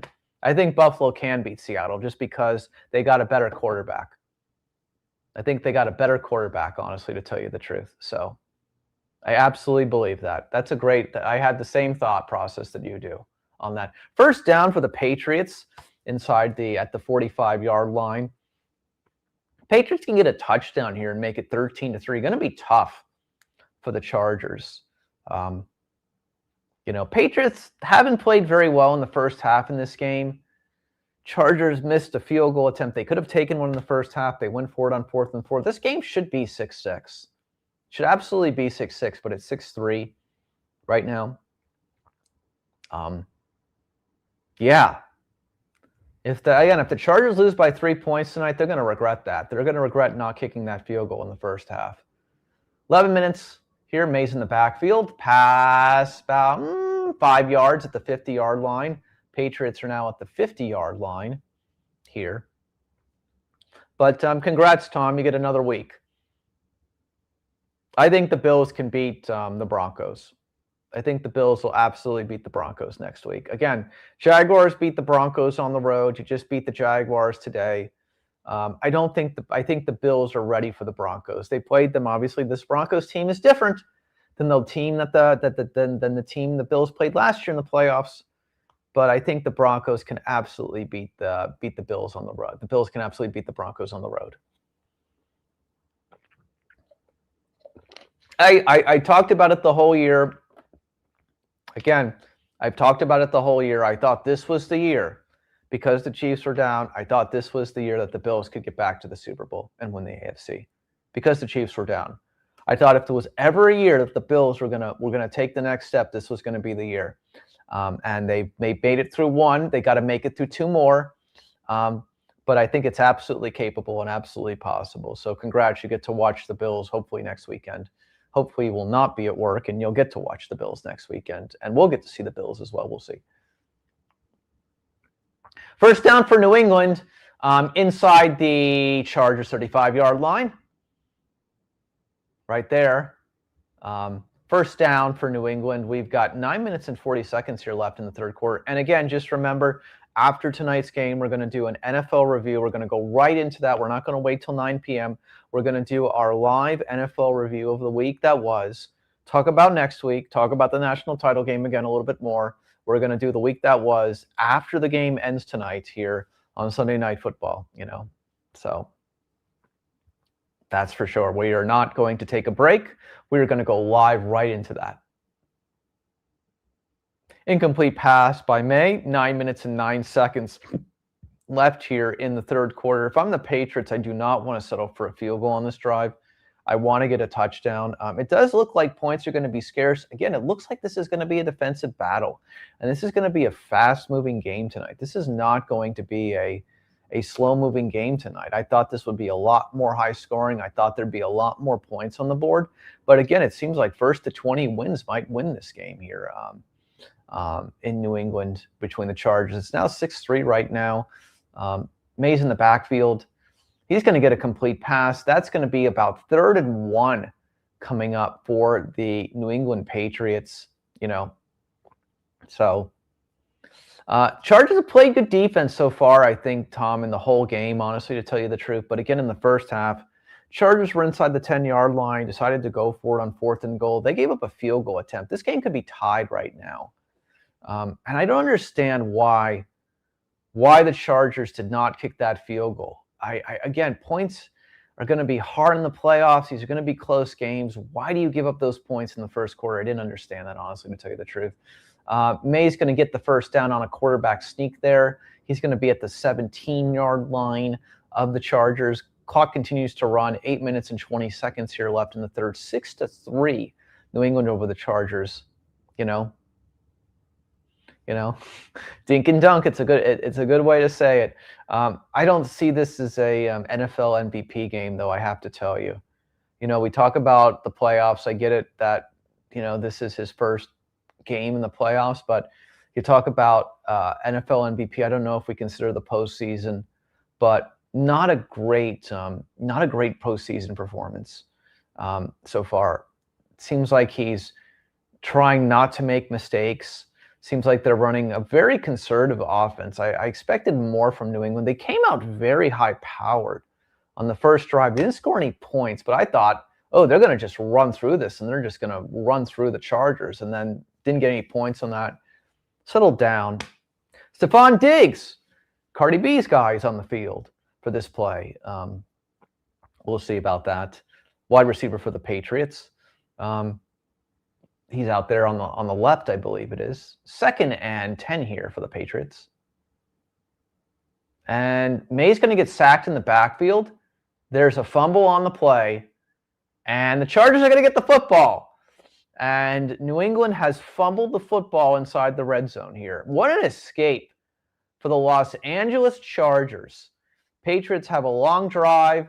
They get no points from this whatsoever. 6-3, New England over the Chargers still. We're going to take a commercial break. May was not ready for that one in the backfield. We've got a Dolphins fan in the room, and we've got a Bills fan in the room. They both hate New England. Is that surprising to anybody? No, it's not. It's not whatsoever, ladies and gentlemen. It's not whatsoever. 7 minutes and 4 seconds left in the third. 6-3, New England over the Chargers. So, Tom, we're in the room right now. You haven't been here for the discussion, but you got here. So what are your thoughts on Indiana versus the Hurricanes? Is Indiana just the greatest movie in the history of college sports?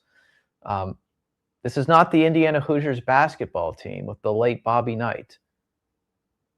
It's unbelievable what Indiana's doing this year. Again, can Miami beat Indiana? Are we finally ready to accept that Miami has a chance to win the national championship, or are we going to accept that, yes, they won 3 games, but they're not winning this one? Are we finally going to be right on this one? Or can Miami win? All right. Tom believes that Indiana is going to blow them out. They're unstoppable. Well, just for the record, Tom, obviously, GW is a Miami Hurricanes fan. He thinks that if they run the football and they shorten the game, they have a chance, which I agree with, by the way. If Miami could shorten the game, they have a chance. But I just think that Indiana is that bullet train that's just, they're just not going to stop until they reach their destination, which is the national championship game. Win. I think. But again, Indiana has to go to Miami. I don't know how much that's going to matter, though. But again, I think it's going to be like 70% Miami Hurricane fans, 30% Indiana fans. And by the way, GW, here's what I'm going to tell you. One thing, GW, as far as what you're talking about the tickets. Remember, there's a ton of Miami people who have money. Miami, again, one of the wealthiest cities in America, who are not Miami Hurricane graduates. So they'll pay that $3,000 to go to the football game. I still think you'll see tickets around $1,500 by the game start. I really believe that. I think, and in this world today, I think we'll absolutely see that. I don't know much about Indiana Hoosiers alum beyond Mark Cuban, of course. Mark Cuban is an Indiana Hoosiers alum. There's some other famous Indiana Hoosiers alums, I'm sure. But, are people from Bloomington going to make their trip to Miami? Probably the only time in their life that they will,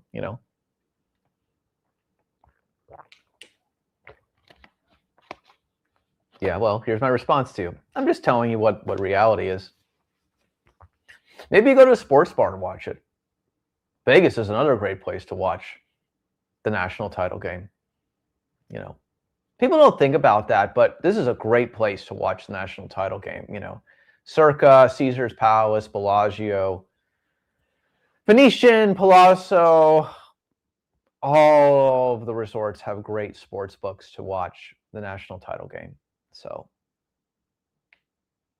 great places. So, that's basically what it is. 6 minutes and 56 seconds left in the third. Got a penalty flag, second down on the Chargers. Yeah, the reality is Circa with the big screen, it's going to be pretty incredible for the national title game, that's for sure. It's incredible when March Madness is here too, which the Florida Gators are the defending national champions. By the way, Florida playing very well, just as a side note, in basketball, beating Tennessee, ranked Tennessee yesterday, and beating the ranked Georgia Bulldogs. Miami Hurricanes in basketball currently on the bubble for the March Madness, for the NCAA tournament. By the way, I know we're only in January. We got a long way to go. 2nd and 10 for the Chargers against the Patriots here. That was a penalty. I know. It was, Tom. But incomplete pass there. Well, Miami doesn't have a great basketball history. Let's be realistic there. But they've made a deep run a couple of times. Florida Panthers are quite good, as we know. Don't talk about the Florida Panthers much, but one of the great stories, right? Golden Knights, of course, won the Stanley Cup a couple years ago here in Las Vegas. But, so. 1st and 10, there was another penalty flag, yeah. I got to tell you something. Patriots not playing well. They're letting the Chargers stick around in this game. 1st and 10. 1st and 10. 6:51 left. Las Vegas in the world here. Watching from Las Vegas. 47-yard line. 2nd and 8 coming up for the Chargers. So 6 minutes and 39 seconds left here in the third. And Tom, Seattle has their chance next week to beat San Francisco again at home. I think they will. Seattle's going to show themselves next week. What a big game for the Seattle Seahawks next week. What an incredibly interesting, great game that's going to be again. Hopefully there'll be more points next time. But yeah, I didn't expect the Eagles to do much. That's why I picked the 49ers this week.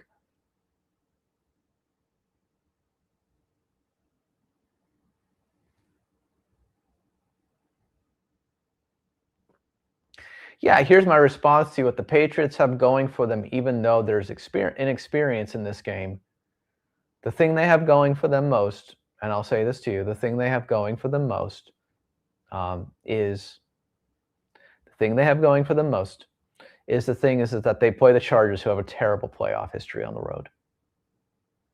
I mean, the playoffs of the Chargers is graveyard talk. Dead before they even arrive, so if the Chargers win tonight, I'd be very surprised.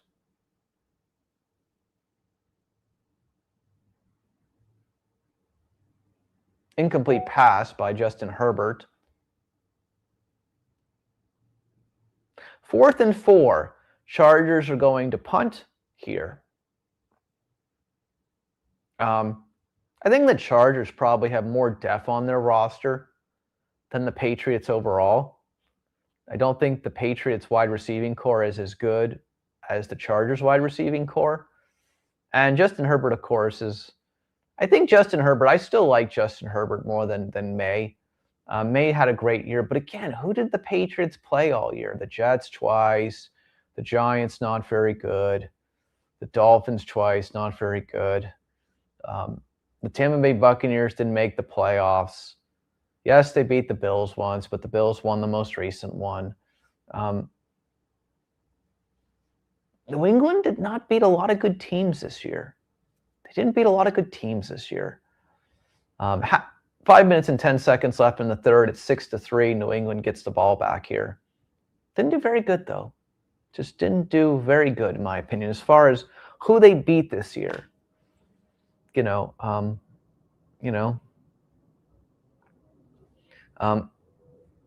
agree with that, but again, I'm just going to tell you something. If the Chargers lose by 3 points tonight, knock on wood, if the Chargers lose by 3 points tonight, they're going to regret not kicking that field goal in the first quarter inside the 10. So Justin Herbert, could have ended up with the Miami Dolphins, but they took Tua. So that's what it is, I always tell 11GW that if the Dolphins would have taken Justin Herbert, would be a much different scenario today for the Miami Dolphins. When we talk about the NFL in general, we knew that Tua was injury prone. Tua's not going to be back with the Dolphins this year. It's not going to be back with the Dolphins next year. It's going to be a new quarterback. And I always said for the Dolphins' sake, if I were the Miami Dolphins, give me Justin Herbert over Tua, and they took Tua. And Justin Herbert is now with the Chargers in the playoffs.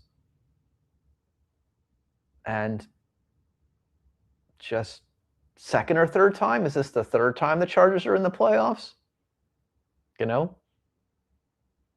It's a disappointing. Again, if you're a lifelong Miami Dolphins fan, and I know them, and there's one in the room, it's disappointing. The missed opportunities that the Miami Dolphins have had quarterback. Concussion central is what Tua is, unfortunately. And you always wonder if he's going to take another hit. He can't make it through an entire NFL season. And he was injury prone when he was at Alabama. And yeah, injury prone when he was at Alabama. And so, it's been 26 years since the Dolphins, last playoff one, So, Two, in my opinion, retire for your health. Get into coaching. Retire, get into coaching. That's my opinion. Absolutely. So, but Drake May, again, New England Patriots quarterback, back on the field here, 5 minutes and 10 seconds left to the half, considered to be the NFL MVP this year. 6 points in this first game. Again, I don't know when you do the NFL MVP if you consider the playoffs or not. But if I'm considering the playoffs and the voting, not very good. Drake May just sacked right now on that play, back to the 6-yard line of their own, 5 minutes left in the third. If I'm Drake May, if I'm an NFL voter, I'm not liking this right now. I'm not liking this performance. I know it's his first playoff game and it's a national stage and the world is watching tonight, the Chargers and the Patriots in the AFC wildcard round. But I'm going to tell you something. This is not a great performance. It's just not a great performance, one bit. It's really not. 4 minutes and 35 seconds. The Patriots have 4 sacks on Drake May tonight. 4 sacks. They're going to hand the ball off here on second down and get a run up to their own 12-yard line. Yeah. I got to tell you something, Tom. I think you've summed up the Miami Dolphins coaching situation correct. If they can't get Sean Harbaugh, I think Stefanski, who has done amazing things with the Browns in the past, took them to the playoff twice. Stefanski would be fine for the Dolphins, I think. The Raiders are also after Stefanski as well, though. I don't know. I think if I'm Stefanski, do I want to go to the AFC?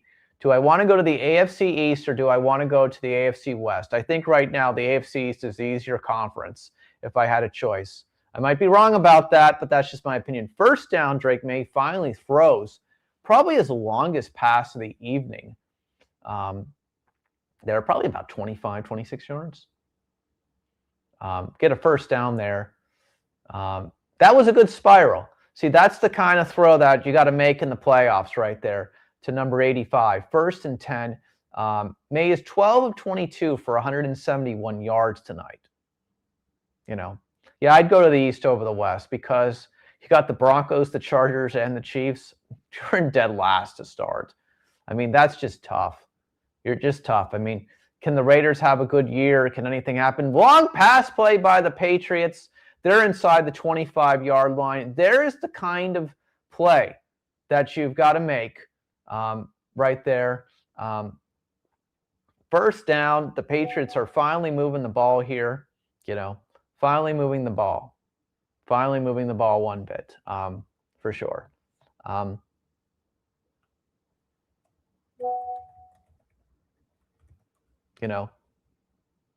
other possibilities, maybe Marcus Freeman from Notre Dame going to Miami.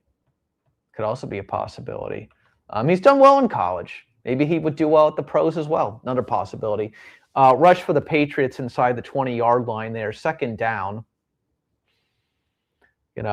I agree with you. If the Chargers are now in, they need to hold the Patriots to a field goal attempt here. Again, if the Patriots get a touchdown here, that fourth quarter is going to be really tough for the Chargers. They're going to have to play perfect football. Marcus Freeman got a great winning percentage as a coach at Notre Dame. He could be a good job for the Dolphins too.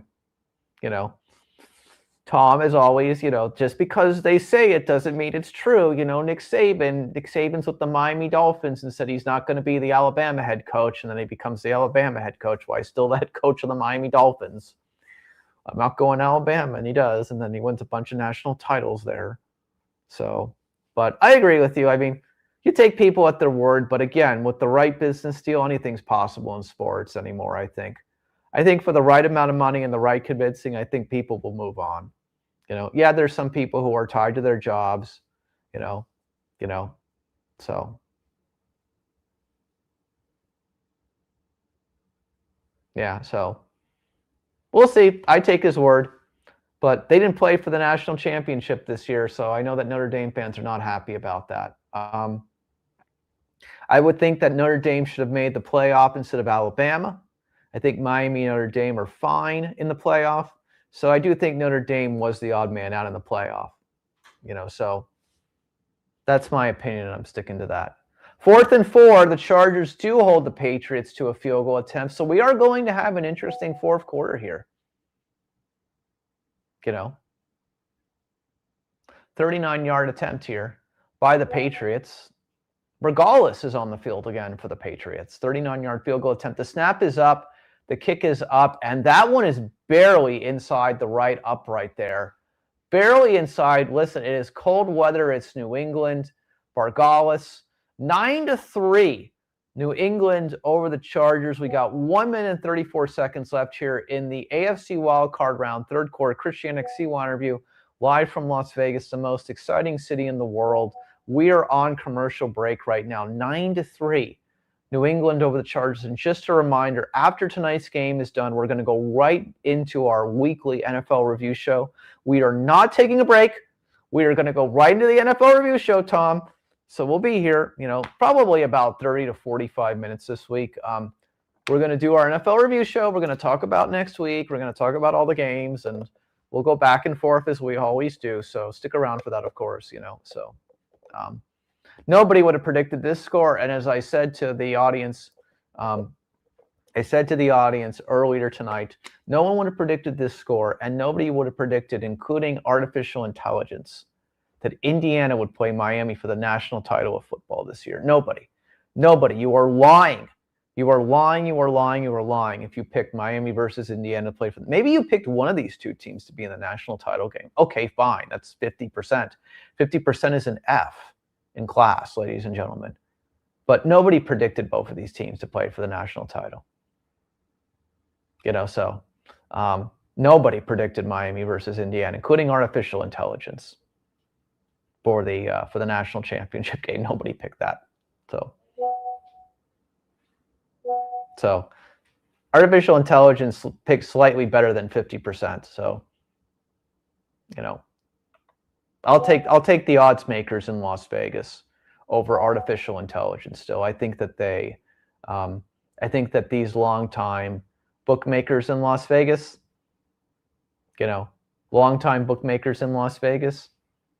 they know what they're doing. I'll take their opinions over artificial intelligence every day of the week and twice on Sunday. A lot of these guys have seen everything.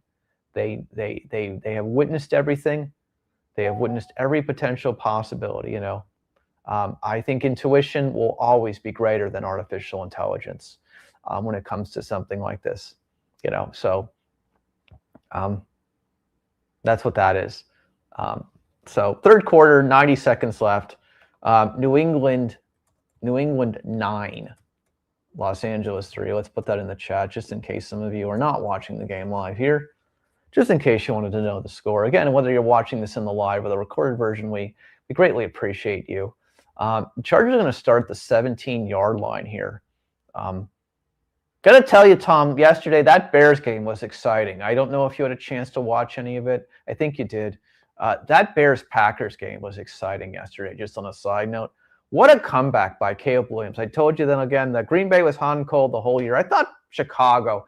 I gave the edge to Chicago last week. I said barely Chicago because of a division road game. I said that. But, man, what a great comeback by Chicago against the Packers. Division road games are tough, though. GW knows that, too. I'll always take the home team over the road team in a division road game. It's tough for a division road team to beat a division foe. Chargers are going to run the ball here for a first down to their own 34-yard line. We got 1:15 left here in the third quarter. It's 9-3 right now, New England over the Chargers. Justin Herbert, not a great game tonight, sacked 2 times. Drake May's been sacked 4 times, the potential NFL MVP for the New England Patriots. I'm going to have a lot of opinions after this game's over about next week, whoever wins this game.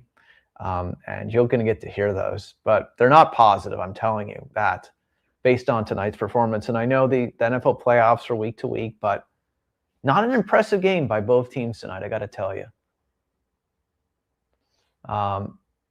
40 seconds left. 35. Yeah, Chargers did get lucky on that play. That last play could have been a fumble or a turnover.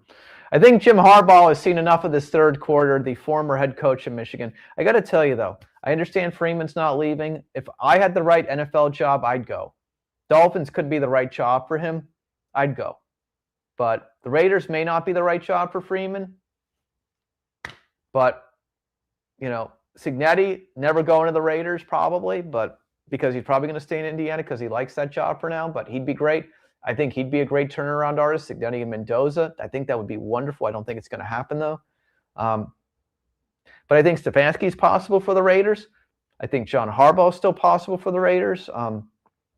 I think Stefanski ended up at the Raiders. That'd be a great hire for them. And I think if Harbaugh ended up at the Dolphins, that'd be a good hire for them. I think those would be okay for both those teams. I think Stefanski is the kind of coach that he could come in. I think he could come in and he could absolutely motivate the Raiders in a way that they need. He's a guy that can take a team that's been underperforming and bring them up. And I think that, interesting enough, I think the Raiders is a better situation for him than the Browns was. And, you know, we'll see what happens to Shadur Sanders, Deion Sanders' son, who's at the Browns as well. Won a couple of games to end the year, but is he going to be the starter next year? I don't think so. I don't think so.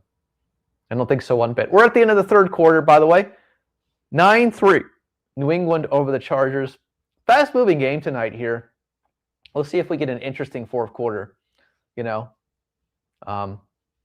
McDaniel to Tennessee, the former Miami Dolphins head coach. I don't. You know, again, I think Cam Ward's an interesting quarterback. I think he's going to have, hopefully, the journey that Bryce Young has, where he just gets better as the years go on. I was very happy for Bryce Young this year in his third year. I think everybody just wrote the guy off. And I think Bryce Young is the example that you got to give a player patience when he converts from the college level to the pro level. The Panthers went to the playoffs. They barely lost to the Rams yesterday, 34-31. So, you know, I hope Cam Ward, quarterback for the Tennessee Titans, I hope he has the same kind of journey that Bryce Young has. I think McDaniel could win at Tennessee.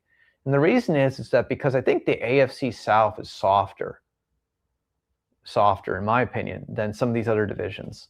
I know the Texans and the Jaguars are in the playoffs. Colts, yeah. But, you know, I think on any given week, I think the AFC South is a more even division than some of these other divisions. That's my opinion. So I think that there's more potential possibility for upside in the AFC South. So that's why I firmly believe that, you know, wouldn't be a bad hire for them. You know, want to jump back into that? You want to wait a year? I mean, I don't know. So, but I think the problem is that, you know, you got to gain consistency. You can go to the playoffs a couple of times over 5 or 6 years, but if you're not consistently going to the playoffs and you're not seeing improvement, there's going to be head coaching changes. And in this world today where people just want to win and they want to win now, there's just not a lot of time for patience anymore. And that is why I firmly believe, and this is my opinion, I firmly believe, you know, that the Bryce Young situation is one of the greatest stories in NFL this year, that they gave him time. They gave him 3 years to take a team to the playoffs, and they kept building around him. Fourth quarter now is beginning. 1st and 10 for the Chargers. Herbert is going to run on first down there for about 3 yards. He's at about the approximate, 45-yard line. Thank you all for joining us tonight. Christian XC1 review from Las Vegas, the entertainment capital of the world. We're watching the late NFL game. For those of you on the East Coast, thank you for staying up with us, GW. For those of us here in Vegas, thank you. Whether you're in Florida, Las Vegas, or the world, whether you're watching in the live or the recorded, it's greatly appreciated. It's greatly appreciated for sure. 14-20, we got a whole quarter here. Herbert tonight is 7 rushes for 29 yards. I'd love to see the Chargers. Yeah, I mean, here, I agree with you. You know, Chargers get a touchdown here. It's going to be an interesting fourth quarter, make it more exciting, that's for sure. There's an injury on the play for New England. One of their defenders is down. Looks like he might have an issue with his knee. He's going to go to the sidelines. 3rd and 7 coming up for the Chargers. Got to be tough for the Chargers. You play in SoFi Stadium. You play in a warm environment. This is a big 3rd down. Tom is 100% correct here. Tom, the know of all NFL and all of football and all of sports, he's always got interesting comments and timely comments. This is a gigantic 3rd down. There are 14 minutes left in this game, but Chargers got to do something here. That's 100% true. There's a flag on the play. I think that's going to be offsides. I think the Chargers are going to get another chance here. Let's see. I think there was encroachment. Maybe not. Nope, there was a... Illegal motion on the Chargers. That's going to be penalty is declined. It's going to be 4th down. Bad play. Not a free play at all right there. Penalty on the Chargers. I thought that was offsides, but nope. Nope. Chargers blow that one. 4th and 7. Allen missed that catch. Wouldn't have counted anyway, but they get the 1st down there. You have to do 3rd down again at least. So tough break for the Chargers. They're punting. But again, Patriots offense, 3 field goals tonight, hasn't been a beacon of powerful scoring tonight. So we're going to take a commercial break. 14 minutes left. 9-3 Patriots over the Chargers. If the Patriots are able to get a field goal on this drive, this game could literally be over. You know, Chargers are not capitalizing, but again, I said this before and I'll say it again. I said last week in our last NFL review of the year, I said last week, give me the Chargers, give me the Patriots barely, because the Chargers have a terrible road playoff history. So that's what I said. I said, give me the Patriots because the Chargers have a horrible road playoff history. I didn't think the Patriots would win by a lot, but I said, give me the Patriots just for that one reason alone. Just for that one reason alone, give me the Patriots to beat the Chargers. And so far, we're right. And it should be 9-6, by the way. It should not be 9-3 right now. It should be 9-6. It should be 9-6. But again, Chargers chose not to kick that field goal inside the 10-yard line. Will that be a mistake? We shall see. Will that be a mistake? We shall see. You know. But again, there's been a couple turnovers. Chargers were deep in that territory. They converted a turnover in the first half against the Patriots. Thought they were going to get an easy touchdown, then they don't even go for a field goal. They don't even take the points. Not very good. Did not take the points at all. They did not take the points, and they're down 9-3. Should be 9-6. They're down 9-3. Not good. So that's what I have to say about that. Christian XC1 review. Las Vegas in the world. Now, here's my response, as we were talking earlier. If you don't want to pay $3,000 to go watch the national title game, come watch it in Vegas. You'll spend a lot less. And that's my message to anybody who loves college football. This is an underrated place to watch the national title game. Yeah, you know that you can watch the biggest football game of the year here. If you're not at the big game, there's no other better place to watch the big game, the Super Bowl. But underrated place to watch the national title game for football. March Madness, we got you covered. We've always been the go-to for NCAA tournament basketball. We have always been the go-to. Las Vegas has been. But underrated place to watch the national title game is Las Vegas. Come one, come all. 14 minutes left here in the game. We're back to it here. Chargers and Patriots.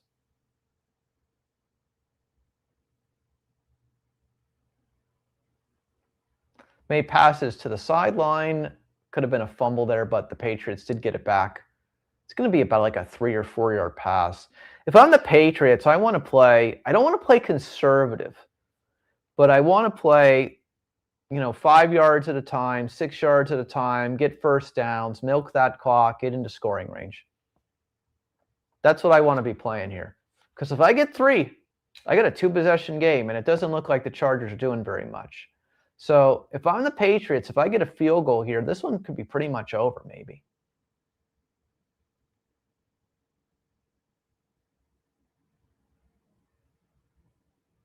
First down for the Patriots at the 31-yard line. That's going to be like an 8-yard pass to number 37 on the field.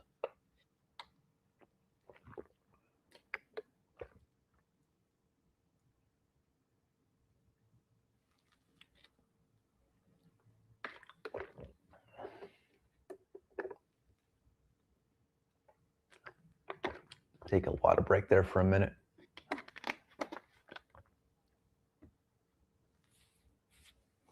So far in this half, there have been 7 first downs for the New England Patriots and 3 for New England. There's a run play for about 4 or 5 yards. Tom, I think Buffalo would beat New England in a rematch in the playoffs if somehow they faced each other. It's my thought, and I'm sticking to it. Give me Buffalo over New England if that happened somehow. Give me Buffalo over New England. Patriots are not ready for this playoff run, my opinion. They're not ready, even if they win tonight.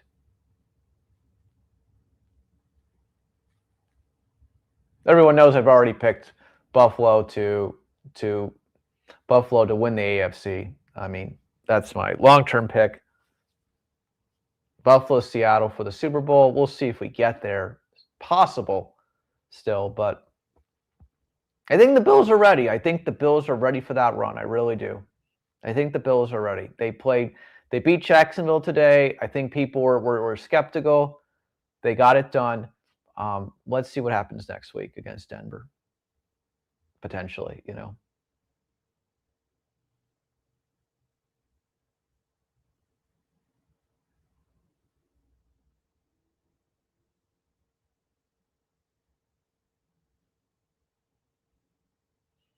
New England is going to get close to the first down marker. They're at the Chargers' 42-yard line.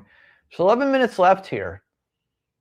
Chargers are running out of that margin of error zone. And I like to call what I say the margin of error zone. That's the margin between being in field goal range and not being in field goal range. Patriots are not in field goal range yet. I mean, long field goal range, but that's not guaranteed. The Chargers have got to get off the field here soon. And if they don't, this one's going to end in the Patriots' good fashion. If I'm the Patriots, again, I don't want to be moving the clock very quickly here at all. Got a delay of game penalty possibly on the field. Looks like New England's going to call a timeout. Here they are. New England was not ready for that one. We've got 10 minutes and 31 seconds left here. Defense is going to get a break here for a moment, Tom. Chargers defense is going to get a real break. 9-3. Live from Las Vegas, 10 minutes and 31 seconds left here in the fourth quarter. 9-3. Who would have predicted that? 9-3.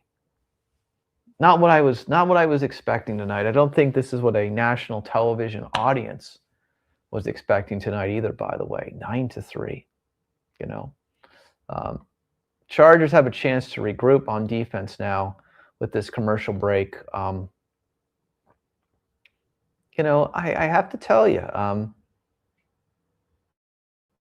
I just don't leave points on the field in playoff games. I don't leave points on the field in playoff games. I don't know what the Chargers are thinking in that first quarter. Should be 9-6. That really should be what the score is right now. But leaving points on the field, no, don't do that. Don't be points on the field. Got to tell you, don't be leaving points on the field.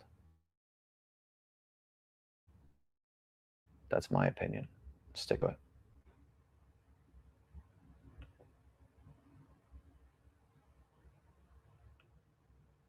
And we still got to talk about Houston and Pittsburgh tomorrow. Everyone kind of knows where I already stand on that, but we'll go over that again too in the post game tonight. After this is over, we're going to talk Houston and Pittsburgh tomorrow. We're going to absolutely talk that as well. And yeah, does everybody like the Monday Night Football wild card game?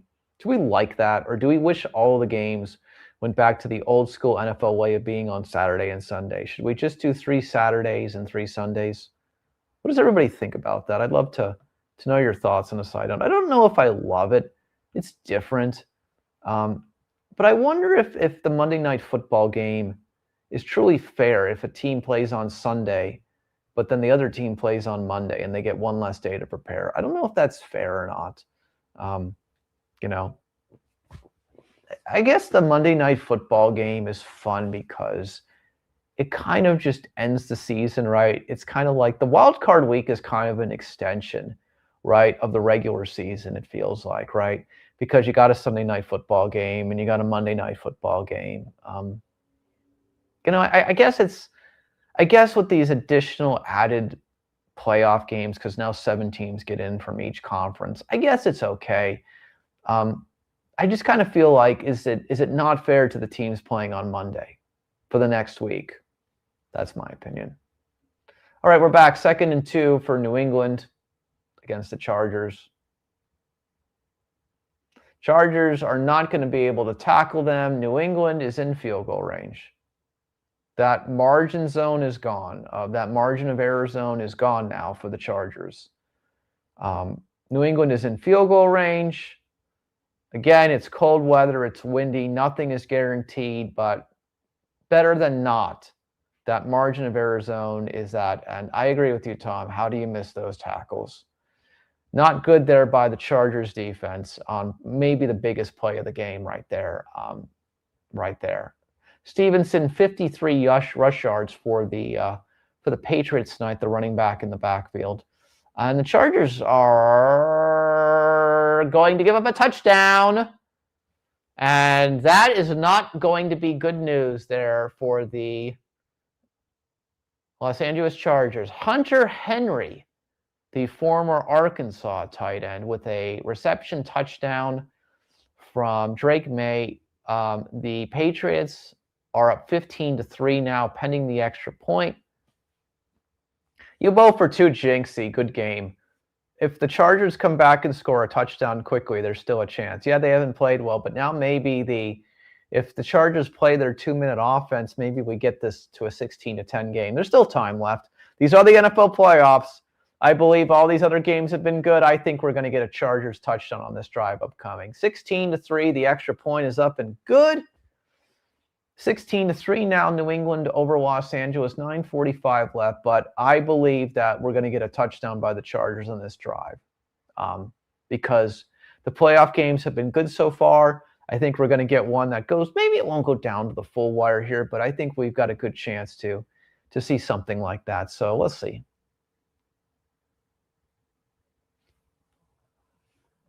Put the update in the chat.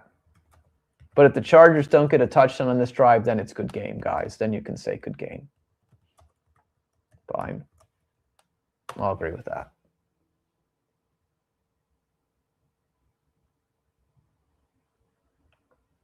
I'm going to check something out here. Let's look at some stat lines. I'm going to pull up some stat lines in a minute, guys. Just hang on. I want to check something out here while we're talking about this tonight.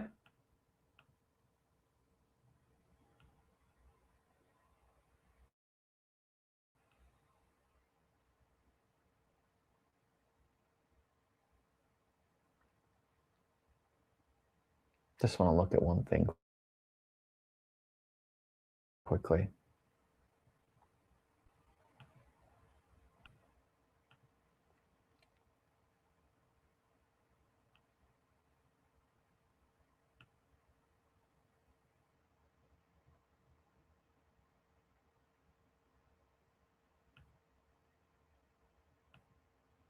Go to the stat lines now. Let's just take a look at something.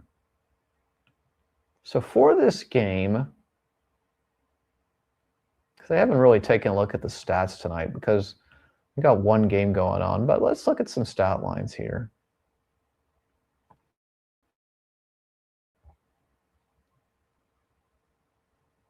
My playoff predictions have been pretty much perfect though so far. Pretty incredible stuff, honestly. But yeah, I just thought the 49ers were just going to be so motivated today. Very sad, by the way, what happened to George Kittle today with his Achilles injury. The 49ers tight end, really sad about that. We covered him when WrestleMania was here last year. We covered his post-game party at Caesar's Palace at Caspian's Caviars and Cocktails. Caspian's Caviars and Cocktails. Nice guy. Very sad what happened to George Kittle today. Big pro wrestling fan. Hope he comes back soon, obviously. 1st and 15 for the Chargers after a 5-yard penalty. This is it for the Chargers. If you don't get a touchdown on this drive, it's over. Herbert's going to run for like 15 yards there, and he's going to be in midfield. 9 minutes and 30 seconds left, So, yeah, we'll see. Tom, the benefit of having lots of money is that there's more ways to do stuff, right? So you never know. But it's a good point. I'm excited. I'm sure you are too. First down for the Chargers inside the Patriots 40. See, the Chargers are now in that 2-minute offense, even though there's 8 minutes and 57 seconds left here, as I told you. And Chargers get a touchdown here quickly. This game isn't over. Stat lines tonight. Drake May does have 268 yards, 1 touchdown, 1 interception. Stat line looks a little bit better in the second half. I'll give him that. Ramondre Stevenson, 10 for 53 on the rushing for the New England Patriots.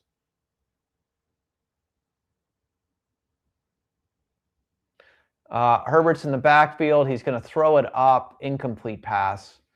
8 minutes and 17 seconds left here. Chargers are at midfield. If the Chargers are able to get a touchdown on this drive, if they're able to get a touchdown,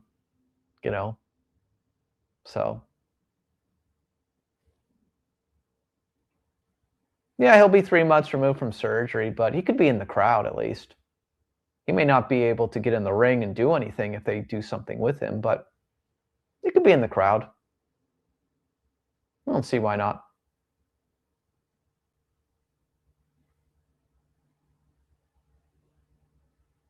Again, I'm not a medical doctor. Let's disclaim that. Herbert got sacked in the backfield there, and there's a fumble on the play. And I think Herbert was down, though, so let's review this. Herbert got hit bad there. Badly. And it looks like they are giving the ball to New England, and now the game is probably officially over. If I'm New England, I'm running the football. Again, I just told you last week, and we went over this, the Chargers just don't have any luck in the playoffs, and they don't have any luck in the playoffs on the road.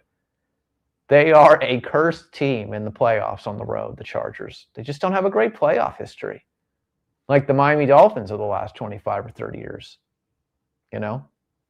Bad hit there taken by Justin Herbert. If I'm the Patriots, I just run the football, and I try to get this down to 3 or 4 minutes, get a couple first downs, and that's it. So Chargers lost to the Texans in the playoffs. Was that last year? They lost the Jaguars the year before in the playoffs, I believe. I think they were beating the weren't they beating the Jaguars a couple years ago, like 27-3 or some crazy thing, and they lost? I mean, God, they're not great in the playoffs. I will never take the Chargers in the playoffs, and specifically the Chargers on the road. Don't you remember the year, I believe, where the Jets beat the Chargers on the road in the playoffs? The Chargers were gigantic favorites, and the Jets went in there and won. The Chargers are just a jinx team, in my opinion. They are just an absolutely jinx team. When it comes to that stuff, I just, and again, that's why I said last week, I said Patriots, just because. I had no other feelings in this game, just because, but they were playing the Chargers. I would have had different opinions if the Patriots are playing the Texans. Listen, if the Texans win next week, which we'll talk about this in the post, but I think the Texans win tomorrow night. I think the Texans are too good for the Steelers. Steelers were lucky. The Steelers, by the miss of a field goal, are in the playoffs, and they shouldn't have been. The Ravens should be in the playoffs tomorrow. Steelers are not going to beat the Texans tomorrow night. The Texans look like a bullet train as well, by the way. They look like a great bullet train. Do I think they can get to the AFC Championship game? I don't know. But they're a good team. They can play. I like the Texans tomorrow night against the Steelers. Aaron Rodgers getting sacked 5 or 6 times. Bye-bye. To me, it's the quintessential Tom Brady. Tom Brady Tom Brady at the Buccaneers, losing to the Dallas Cowboys in the wild card round, also on Monday Night Football. You know, that's what I feel. So Pittsburgh does have the experience all over the place, but C.J. Stroud is a much better quarterback in his prime compared to where Aaron Rodgers is right now. By the way, if Rodgers takes one bad hit, he'll be out of that football game. Rodgers is another guy where you cannot rely on him. He is injury prone. And if he gets hurt, that game's over. That game is over. So that's my point to you, Pittsburgh, a historically great football team, but haven't done anything in the playoffs in a long time. They just haven't done anything in the playoffs in a long time. Of course, Art Rooney II is the owner of the Pittsburgh Steelers. A lot of relevance there, obviously. A lot of history there, of course, So, majority owners of the Pittsburgh Steelers, of course, So, Manning Cash should be good tomorrow. I agree with that, Tom. Glad you get to watch the Monday Night Football game tomorrow night. Oh, we've got a turnover. Oh. Drake May fumbled the football, but the Chargers could not get it. That was the moment right there. But it's 4th down. So Chargers are going to get the ball back. Game is not over yet. But now we're in the you've got to hurry. You've got to hurry. And you've got to hurry. And you've got to get a score. And then maybe kick the onside kick. So, you got to hurry. Of course, also the Maras, long history in the NFL with the Giants, of course. So, and interesting enough, of course, the Maras, the Rooneys, long-standing, long-standing history between those two franchises, of course. So, the NFL history is really interesting, and the franchise owners are really interesting for those reasons alone. Just a lot of history there, if you really pay attention to it. 5 minutes and 39 seconds left in this game. 16-3. Chargers got to get a 2-minute offense going. This is, if Herbert's able to get back on the field, hopefully, for the Chargers' sake and Chargers fans, maybe they can get down the field quickly and get a touchdown. Very quick score indeed, Tom. We're talking like a couple-minute quick score. Got to get that quick score moving along, and if they do that, there's hope for sure. There is absolute hope for sure. So, absolutely. We got, of course, then we got the Davises here in Vegas. Al Davis, the late Al Davis. Carol Davis, may she rest in peace, who died last year, a couple months ago.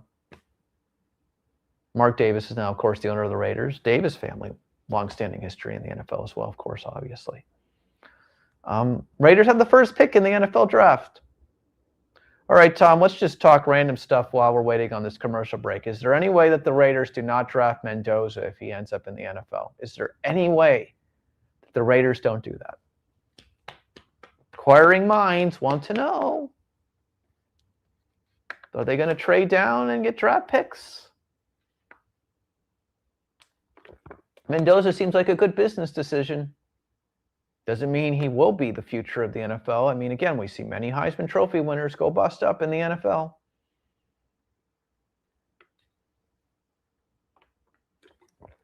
Love your opinions.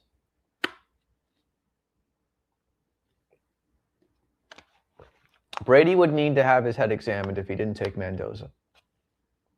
Brady's not the GM, but he does have influence.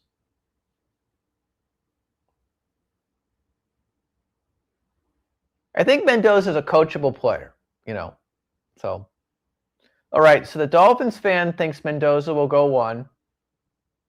And the Bills fan says the Raiders would be surprised not to take Mendoza. So, okay.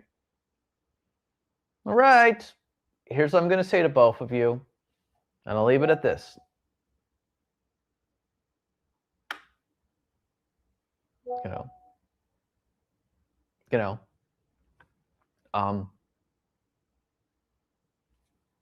Gotta say this. Potentially, I like when Tom and GW are both here because they're longtime NFL fans and they care about every aspect of the NFL and the football season. But when they're both in consensus, yeah, I guess, again, the reality of what it comes down to is that Mendoza being with the Raiders would be definitely a mantelpiece, a showpiece. But is this going to change the Raiders? I don't know. So I guess the thing of what it comes down to, here's my response to you in this regard, and this is what I'd say if I were the Raiders. If Mendoza goes into the national title game and he lights up that scoreboard against the Miami Hurricanes and they end up winning a national title, I'm a believer. I'm a believer. If he goes in and he lights up that Hurricane, by the way, there will be NFL players on that Hurricanes defense.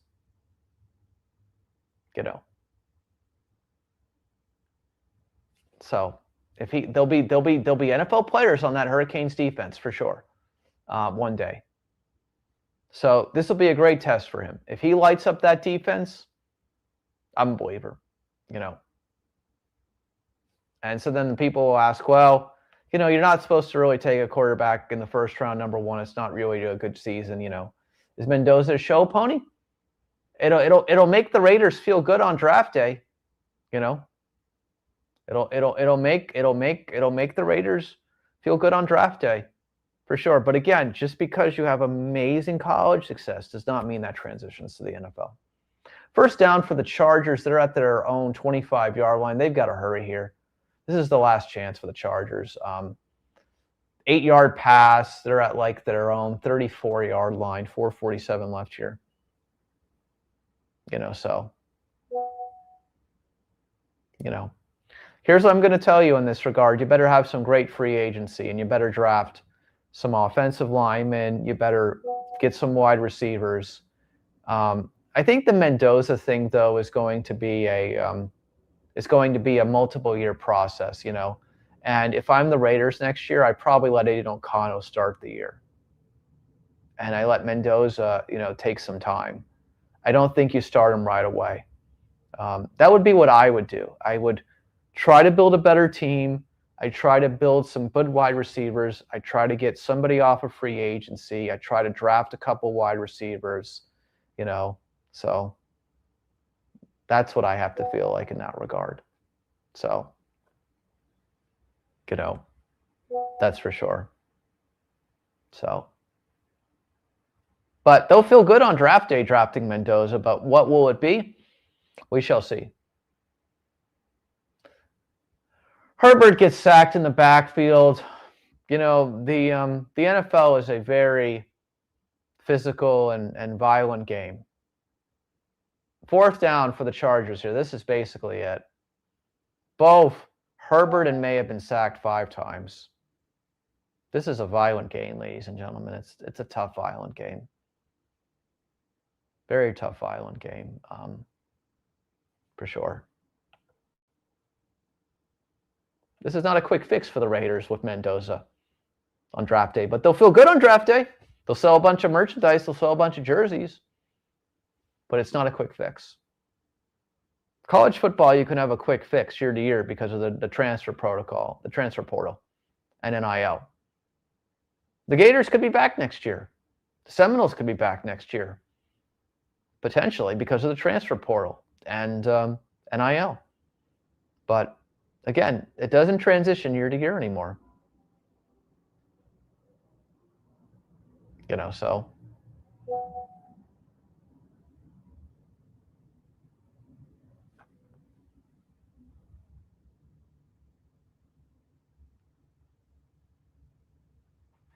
All right, here we go.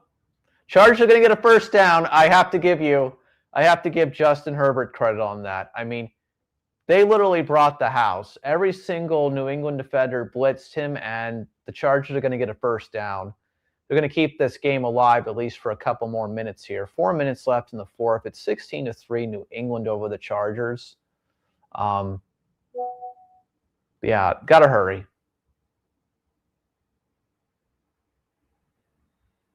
So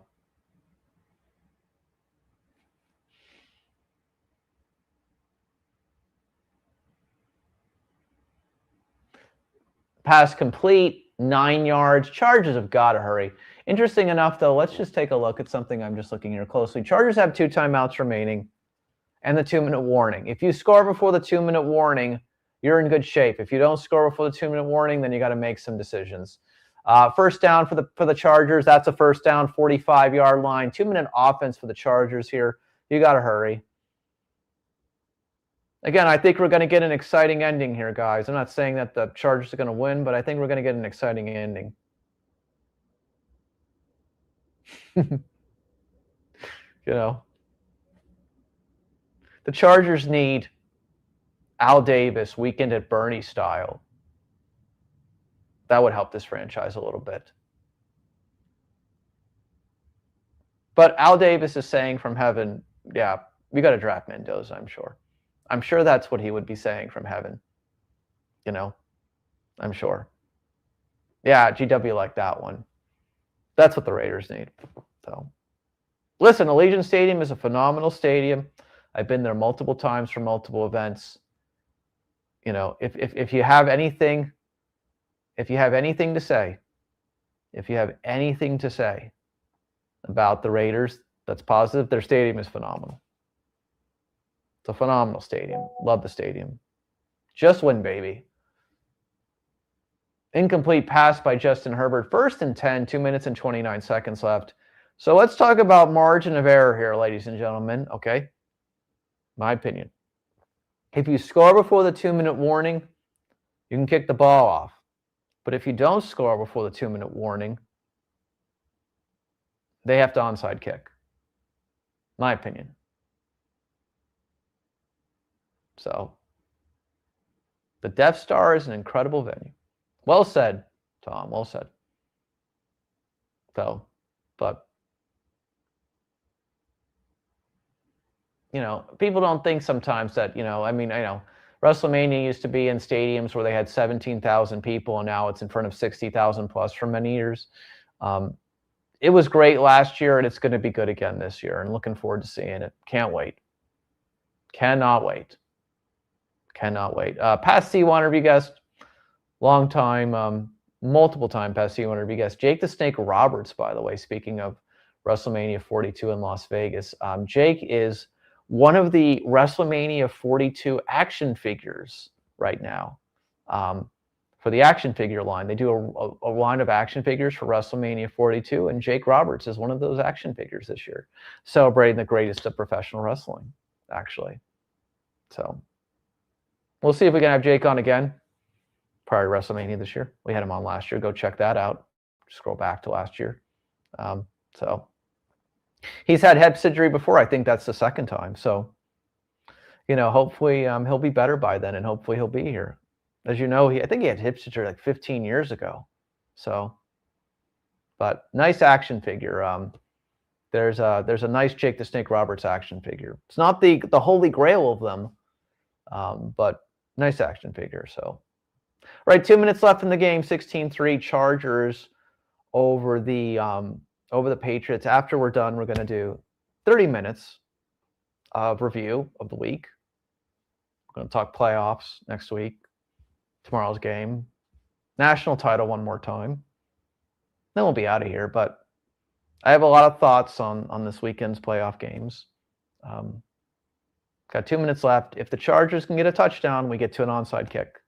Chargers have 2 timeouts remaining. So this isn't over yet.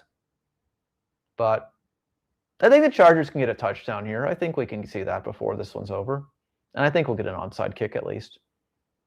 You never know. I mean, maybe the Chargers will pull a miracle here. I mean, Chargers fans, it's not happening, that are thinking you're full of it. It's not happening. Well, it could happen. It could happen. We're reaching the 8 o'clock hour in Las Vegas, 11 o'clock on the East Coast. Thank you so much for joining us. We're here live in Las Vegas, the entertainment capital of the world. We're watching the last game of the NFL Sunday Wild Card round. Tomorrow, Houston and Pittsburgh play. Last game of the Wild Card, Monday Night Football. Looking forward to talking with you guys about that and more after this game's over. But we got 2 minutes left still, so I think the Chargers can get a touchdown here. I want to see an onside kick. Who doesn't want to see an onside kick? You're an NFL fan. You know how these playoff games have gone so far this week. We want to see an onside kick, ladies and gentlemen. 4th and 9 here for the Chargers. They got to get it here, though. They don't get it here, it's over. I guess you could call 2 timeouts. In theory, get the ball back still, but then you're basically dealing with seconds instead of minutes. Can Justin Herbert find a way to continue to get this game moving along here?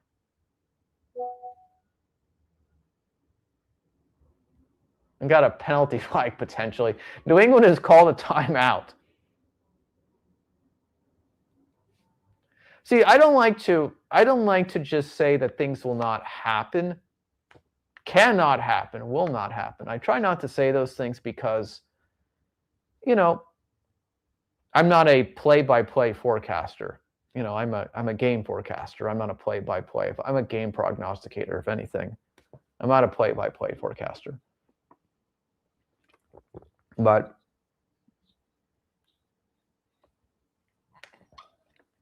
Jim Harbaugh is a great coach. We can't take that away from him. So let's see what the Chargers can do here on this 4th and 9. Can always be a defensive penalty. You can always get bailed out on a penalty. So let's see. 34-yard line for the Chargers. By the way, if you had a field goal right now, and Justin Herbert's going to get sacked in the backfield. I have to tell you something. I hope Justin Herbert is okay after this game. I know NFL players get amazing medical treatment, but that sack was just terrible. It was just ugly. And I hope he's okay. Seriously, hope he's okay. Bad sack there. 16-3.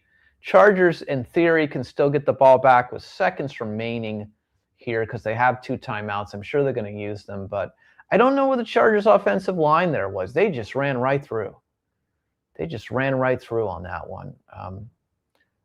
Looks like it's going to be another disappointing playoff appearance and playoff postseason for Los Angeles Chargers fans. Run up the middle by the Patriots. The Chargers will use their first timeout. 1 minute and 51 seconds left. The Chargers now have 1 timeout remaining. I got to tell you something, Tom, on a side note, as we're sitting here at the end here. You're right. The Bears head coach did an incredible job this year. And listen, the Bears were down 21-3 yesterday, and they came back and won that game. Yeah, unbelievable. Bears comeback was unbelievable yesterday. Got to give them that. So I'll give Caleb Williams credit. He won yesterday, and he played well. But can he do that against the Rams this week? I don't know about that. Patriots have gotten a first down. This game now is officially over. The New England Patriots are going to move on to the next round of the NFL playoffs. Chargers will use their last timeout, but not going to matter. That's just a symbolic thing now. The game now is officially over. We'll wait for the knees. New England Patriots are moving on to the next round of the NFL playoffs.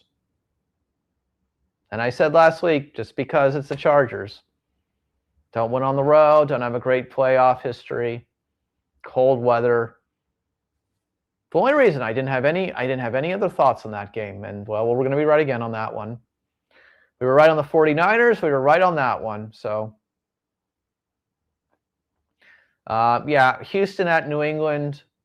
Give me Houston next week. Houston wins tomorrow, my opinion. Patriots take the knee. We'll wait till this game is officially over mathematically, meaning where there's no zeros on the clock. And then we'll get into our post show for 30 minutes here, and then we'll wrap it up. Christianic C1 review covering Las Vegas and the world live from the entertainment capital of the world. We're going to go right into our post show like all the others would want us to. We're here live. Thank you so much for everybody who's in here, whether you're watching in the live or the recorded version. We greatly appreciate you. So, no, it's not happening, GW. Sorry. Give me Houston tomorrow. It ain't happening. Patriots have got to knee the ball one more time for 4th down.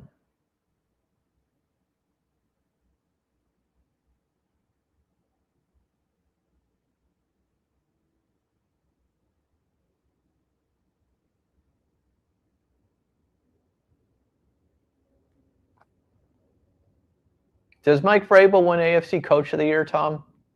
Have we definitively agreed on that now, even if they lose next week? I think so. Not NFL Coach of the Year, but AFC Coach of the Year. It's over, Red Rover. Final score, New England 16, Los Angeles 3. I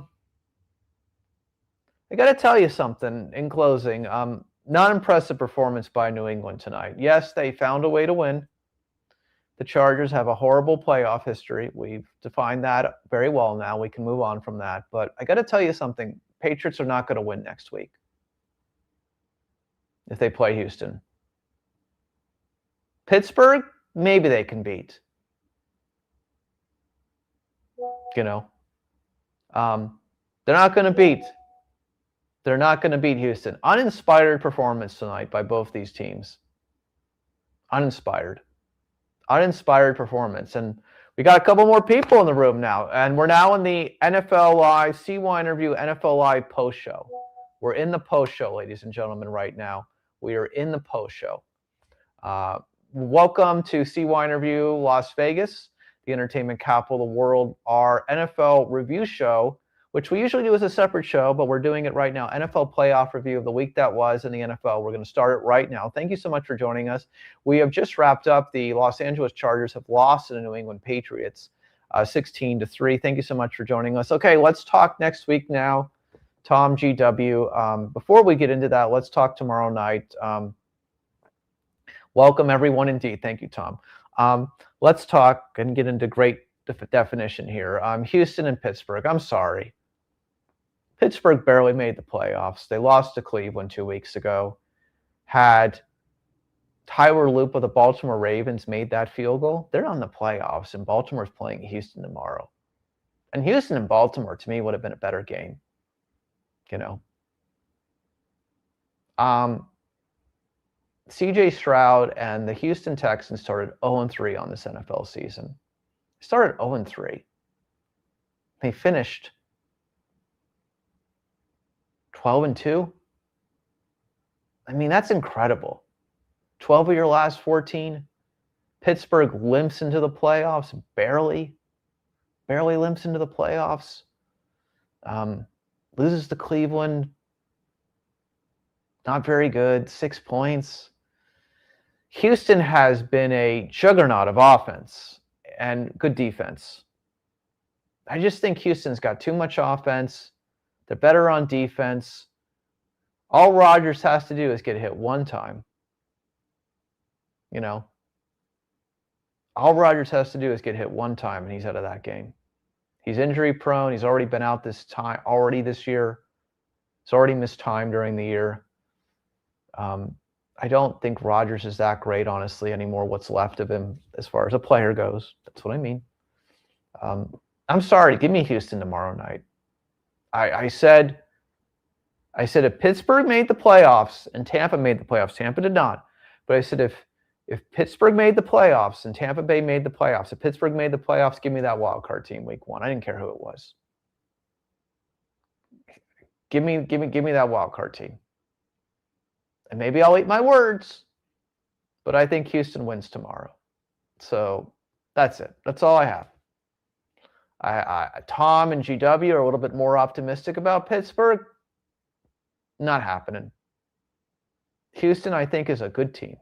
I think Houston, going into the year when they started 0-3, I was really disappointed in Houston, and they lived up to now being that NFL playoff caliber team who I believe one day will make a run to that Super Bowl with C.J. Stroud. I believe they will.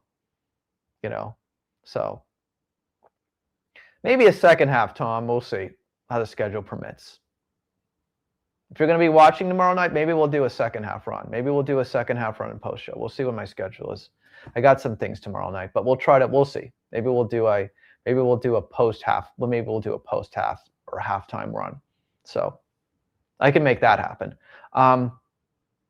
But I got to tell you in this regard, the point be told, maybe we'll join in for a half tomorrow, and then we'll do a post show review. But I got to tell you something in this regard, and I'll leave you with this. I just don't see it. I think Pittsburgh was not very good this year.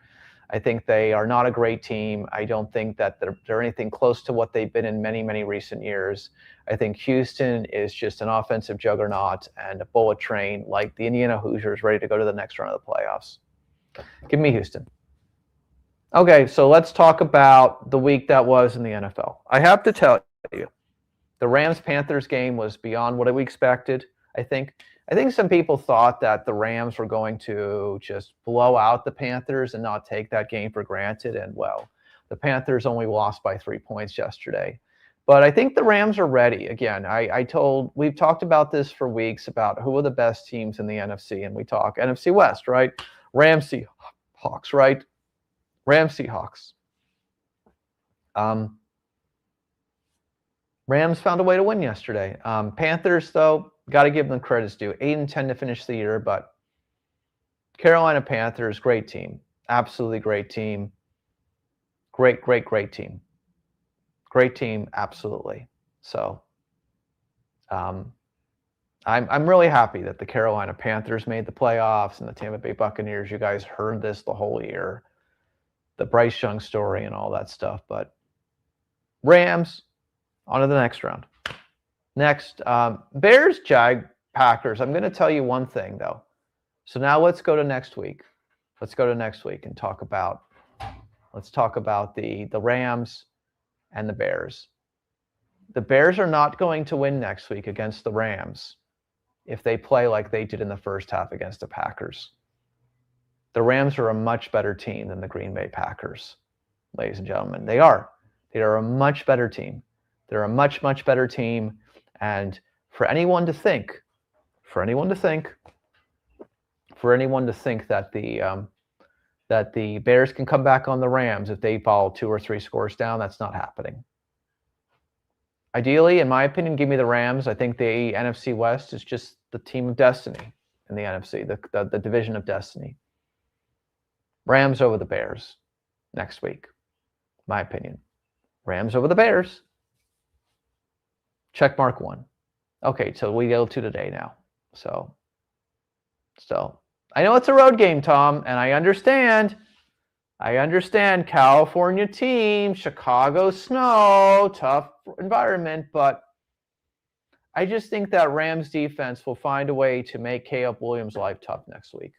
The Chicago Bears quarterback, I think that. I really do. I think it's going to be a tough hoe for Caleb Williams next week. And they were lucky to beat Green Bay yesterday. They were lucky. And Green Bay is not a good football team this year. They were hot. They were cold. They were hot. They were cold. I didn't expect them to do anything in the playoffs. I thought at one point that Green Bay, after they beat Detroit on Thanksgiving Day, was a good team. But Detroit didn't make the playoffs. So the Bears were supposed to win yesterday because they were at home. And they were the best team in the NFC North. And yes, you've won. You've proven definitively now you are the best team in the NFC North. But it does not mean you're going to beat any of those NFC West teams. They didn't beat the 49ers a couple weeks ago. So I know the Rams are on the road, but I like the Rams. The Rams have Matthew. By the way, how many more opportunities is Matthew Stafford going to have? Matthew Stafford won a Super Bowl a couple years ago. They beat the Bengals. How many more times is Matthew Stafford going to have? How many more chances is he going to have to win a Super Bowl? He is running out of opportunities. He is running out of opportunities. So he is absolutely running out of opportunities. So I think that this Rams team knows that they have a small window. Seahawks are getting better. 49ers are good. They have a small window. They don't have to play an NFC West team. Isn't that great? The Rams are just like, hell, we don't have to play an NFC West team this week. They got to play each other. They got to beat each other. This is the Chicago and Rams game. If the Rams are able to play a clean game and win that game and move on, they're going to feel pretty good going into Seattle next week if Seattle ends up winning, which I think they will, which we'll talk about in a minute. So that's where I am on that. Now moving to today. Let's talk about today. Buffalo Bills against Jacksonville Jaguars. I think a lot of people had a lot of hopes, including yours truly, that Jacksonville could be a Super Bowl team, that I thought that they were a bullet train on their way. But I also said Buffalo, this is still Buffalo's best chance to get to the Super Bowl in a long time. And Buffalo, the team of experience, the team of urgency. Buffalo is playing very well on the road right now. Win over New England, win over Jacksonville. They can beat Denver. They beat Denver in the playoffs last year, and I understand this is not the same Denver Broncos team that the Bills play in the playoffs last year, but I don't think Bo Nix is anything close to Josh Allen. I still don't. I'm not sold on the Bo Nix thing. I'm just really not. I think Denver's got a really good defense. I think Buffalo will need to play better defense. But I still like Josh Allen over Bo Nix any day of the week and twice on Sunday. I really do. And so Buffalo is not a normal 6 seed. I agree with you 100%. Not a normal 6 seed one bit. They're playing very well. I think Buffalo beats Denver next week. Give me Buffalo over Denver. I think Buffalo is going to go to the Super Bowl. I think Buffalo will beat Seattle in the Super Bowl. It's a wild card pick, but I looked at the brackets and the NFL simulator, the NFL playoff simulator of who would make it, because you all want to know who I think is going to make it. I filled out the simulator, for fun, of course. I filled out for fun, and Buffalo over Seattle. Buffalo and Seattle in the Super Bowl. That's what we've got. I think Seattle with that home field advantage next week beats San Francisco. But let's get to that game. Buffalo is just incredible in performance today. Incredible. GW likes Buffalo and Seattle in the Super Bowl. Great minds think alike. No, we've talked about things for years and have had similar thoughts on things that have come to fruition. We know that, GW. So we didn't even talk before today about the Super Bowl teams. But Buffalo, Seattle, that's what I filled in the playoff contest simulator, in the brackets, filling it out for fun. That's what we got, was Buffalo and Seattle. Moving forward on that thought, so let's go to Philadelphia and San Fran. I said last week, definitively, I just said the reason San Fran is going to beat Philadelphia is because Philadelphia doesn't look very good this year, so Philadelphia doesn't look very good this year. San Francisco was not happy about losing the NFC Championship game a couple years ago against Philadelphia. And I thought that San Francisco was going to go in there and be ready. Eagles did not look good the whole year. They didn't look good the whole year. I said, San Francisco, give me San Fran. NFC West, greater than the rest of the NFC. The NFC West is greater than the rest of the entire NFC. And here we are. Congrats to the 49ers. That was a well-deserved victory today. And hope George Kittle is okay. 49ers tight end. We get to the final game tonight, uninspired football. New England ain't winning next week. Whoever New England plays next week, can they beat the Steelers a little bit? Maybe. They're not beating the Texans. Yeah. So it's going to be tough for the 49ers next week. I have Seattle over the 49ers next week. I have Seattle over the 49ers. Seattle won at San Francisco a couple weeks ago. We saw what happened. Seattle won a couple weeks ago at San Fran to win the 1 overall seed. Give me Seattle over San Fran next week. I still think Brock Purdy is a better quarterback. I still think he's a better quarterback, but give me Seattle. Then Sam Darnold, give me Seattle. Sam Darnold, could you imagine if Sam Darnold goes to the Super Bowl? Again, let's go over the Sam Darnold story just because I like it so much. The New York Jets. The New York Football Jets. The Bills and Dolphins fan in this room, they're not Jets fans. I get it. The New York Football Jets. You know? So.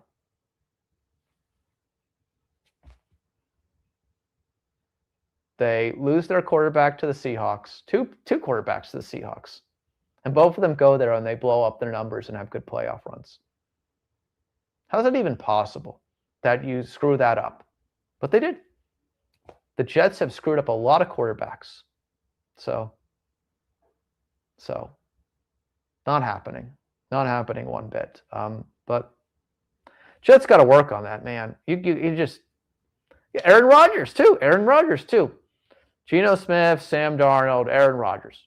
Go to other franchises after being with the Jets, you know, and then they have playoff runs. And I agree, but he did well at Minnesota last year, you know. Did well at Minnesota last year. But the point be told is what the irony of it is that let's go even back to Brett Favre. Brett Favre goes from Green Bay to the Jets, does nothing with the Jets. They don't make the playoffs, and he goes to Minnesota, and they have a playoff run. Geno Smith goes to the Jets, doesn't do anything, goes to Seattle. Seattle has a playoff run. Make the playoffs at least. Sam Darnold leaves the Jets, goes to Minnesota. Minnesota playoff run. Now Sam Darnold could be playing in the Super Bowl with Seattle in a couple weeks, you know. So James Madison played very well in college football this year, but can they beat the Jets? I don't know about that. And then finally, Aaron Rodgers, 2 years with the Jets. Nothing. Goes to the Steelers and gets them in the playoffs. Gets them in the playoffs in the first year. What is it with the Jets messing up quarterbacks who then go on to other teams and have playoff runs later in their career? These are not young players. These are multiple-year players. It just doesn't make any sense to me whatsoever. Anyways, though, but next week, Seattle over San Fran, Los Angeles over Chicago. Book it, Seattle and Los Angeles in the NFC title game.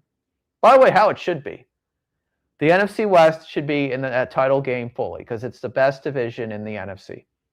There's no one even close. We've been talking about this for a month and a half, that it's the NFC West and everybody else, and that's how it should be. Could Chicago win? Yeah, they could. I don't see it, though. They barely beat Green Bay. That's going to be a tough comeback road to hoe for them, you know. And the Rams have already played on the road once. So that's good for the Rams, you know.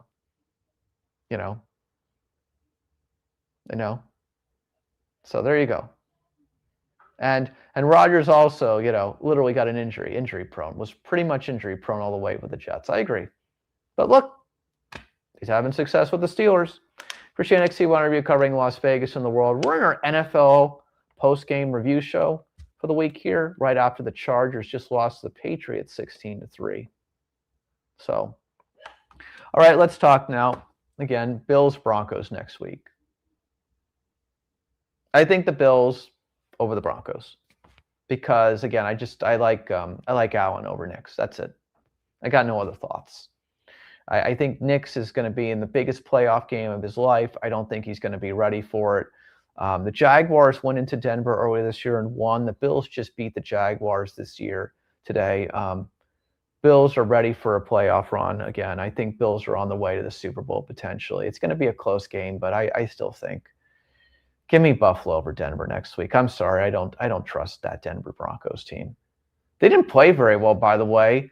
They did not play very well on they didn't play very well on Christmas Day against the Chiefs, who had a backup quarterback, by the way. Didn't play very well against the Chiefs in Week 17. Did not play very well against them at all. That was not a good performance by the Broncos. I know that this is the playoffs now, but You got to see how teams finish, you know. And the Chargers didn't put anybody in Week 18 against the Broncos because they didn't care about playoff seeding. They couldn't get it anyways because the Texans won, so that game was meaningless. I don't know how the Broncos got to the first seed, honestly. I'm still trying to figure that one out. I don't think they're that good. Bills over the Broncos next week. Final game, Texans move on against the Patriots. If it's the Patriots against the Steelers, I think New England can win next week. But New England lost to Pittsburgh in the regular season, but that was like in September. Well, that's changed in September. Give me Houston over New England next week. I think C.J. Stroud will outdo Drake May. I believe that. I know people think I'm crazy for saying that, but I really think the Texans are on their way to the AFC Championship game. I think they just have I think that they have gotten it together. I think they've got a great overall team. They are very powerful. They got a lot of weapons on offense. I think a lot of people are underrating the Texans. I think they're a great team, and I think they will find a way. They can put up a lot of points. I think it's going to be Bills versus Texans in the AFC Championship game, a rematch. The Texans did beat the Bills during the regular season, but I think Buffalo will get the best of Houston in a rematch, you know. So Houston can absolutely beat New England, and guess what? Houston's beating Pittsburgh tomorrow. Book it, ladies and gentlemen. Book it. All right, let's finish up. 5 more minutes. National title game. We're going to talk with Lane Fobbs this week on Wednesday about the national title game. In our last 5 minutes here, again, you know, I think it's as simple as this. Tom thinks that Indiana is going to blow up Miami. GW, who is a big Hurricanes fan, believes that if Miami runs the ball and shortens the game, they can win. And I agree with you. The one way that Miami beats Indiana in the national title game is if they run the football and milk the clock. They got to run the football and milk the clock and move the chains. Win 24-20, 21-17, 23-20. It's got to be something like that. You know, that's the only way that Miami's going to win. I agree with that. That's the only way Miami's going to win. You know, with the Chargers lost, there will never be another game played at Highmark Stadium. So the Chargers are. So the reality of what it comes down to. Hey, what can I tell you? They're at SoFi now, though, Tom, for the most part. So all I can say is this, and we'll move on. Chargers are just horrible in the playoffs. Have a horrible playoff history. I would never pick them.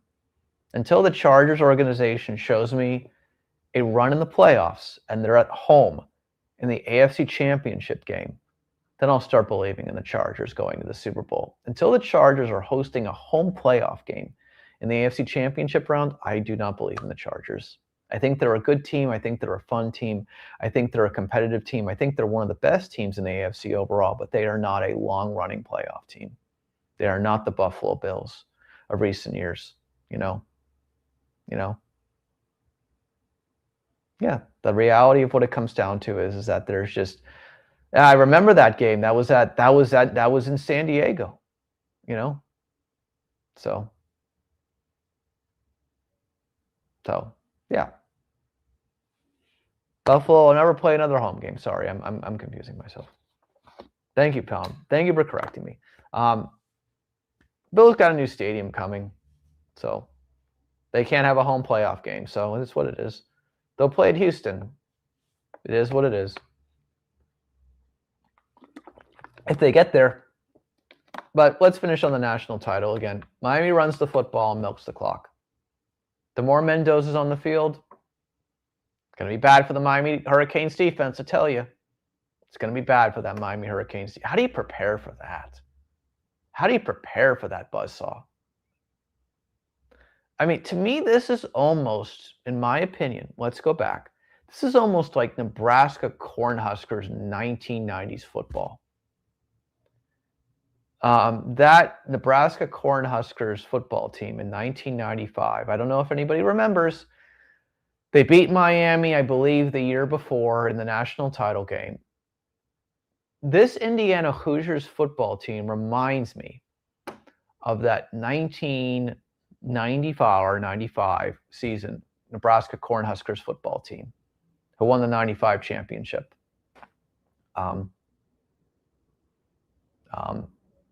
They routed Florida in the national title game in the Fiesta Bowl, 62-24. It's a tough loss. It was a tough one. Gators came back and won the national title the next year against the Florida State Seminoles, 52-20. But I'll never forget that Fiesta Bowl. That Nebraska Cornhuskers team was just so incredibly good. The Gators came in undefeated, ready to go, and that game was not even close. It was over by halftime. It was like 35-10, Nebraska at the half. And this Indiana Hoosiers football team reminds me of that Nebraska Cornhuskers football team that beat the Gators, 30 plus years ago in the Fiesta Bowl, 62-24. GW believes that the Miami Hurricanes offensive line will be able to beat Indiana's defensive line. But here's what I'm going to tell you. I think Ohio State has talent that's as good as Miami, so I disagree with that. I think Alabama has talent that's as good as Miami, but Alabama did not have a great offense this year, so I'll disagree with that. I think that Ohio State and Miami have got NFL players on their team. I'll agree with that. So,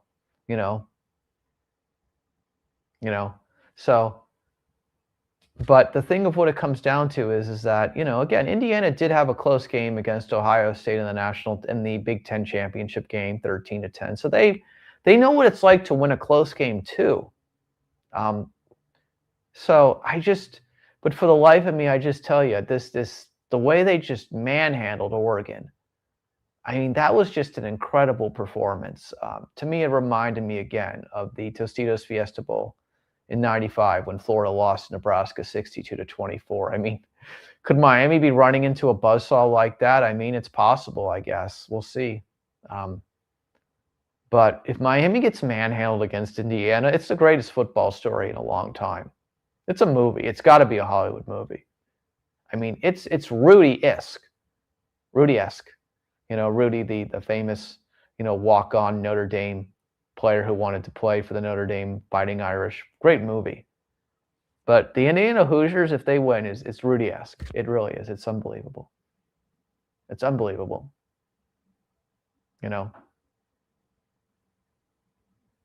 So the Indiana Hoosier story, it feels like a video game. It feels like you are in the latest NCAA football video game. You've signed up to be the Indiana Hoosiers and you're taking them to the national title game. It's not real life, right? That's what it feels like. It's like it's not real life.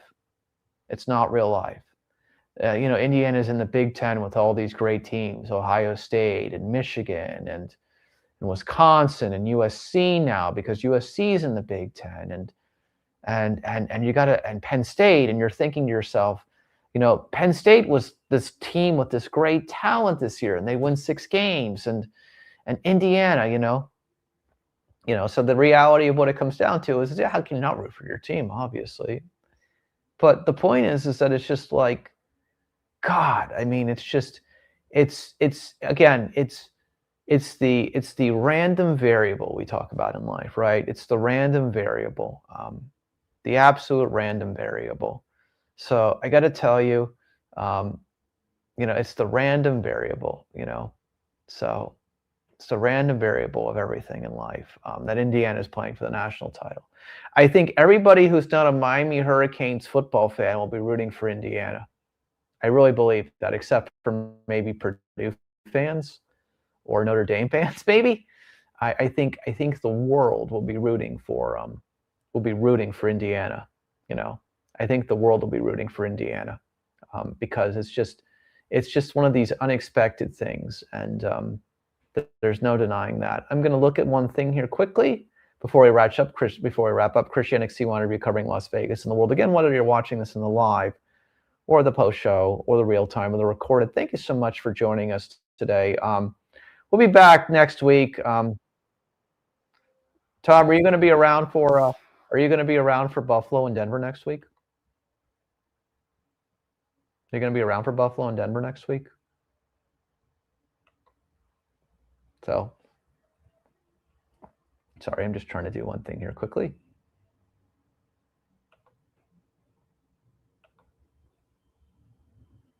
I mean, maybe not being around and not watching the Bills is the way they get to the.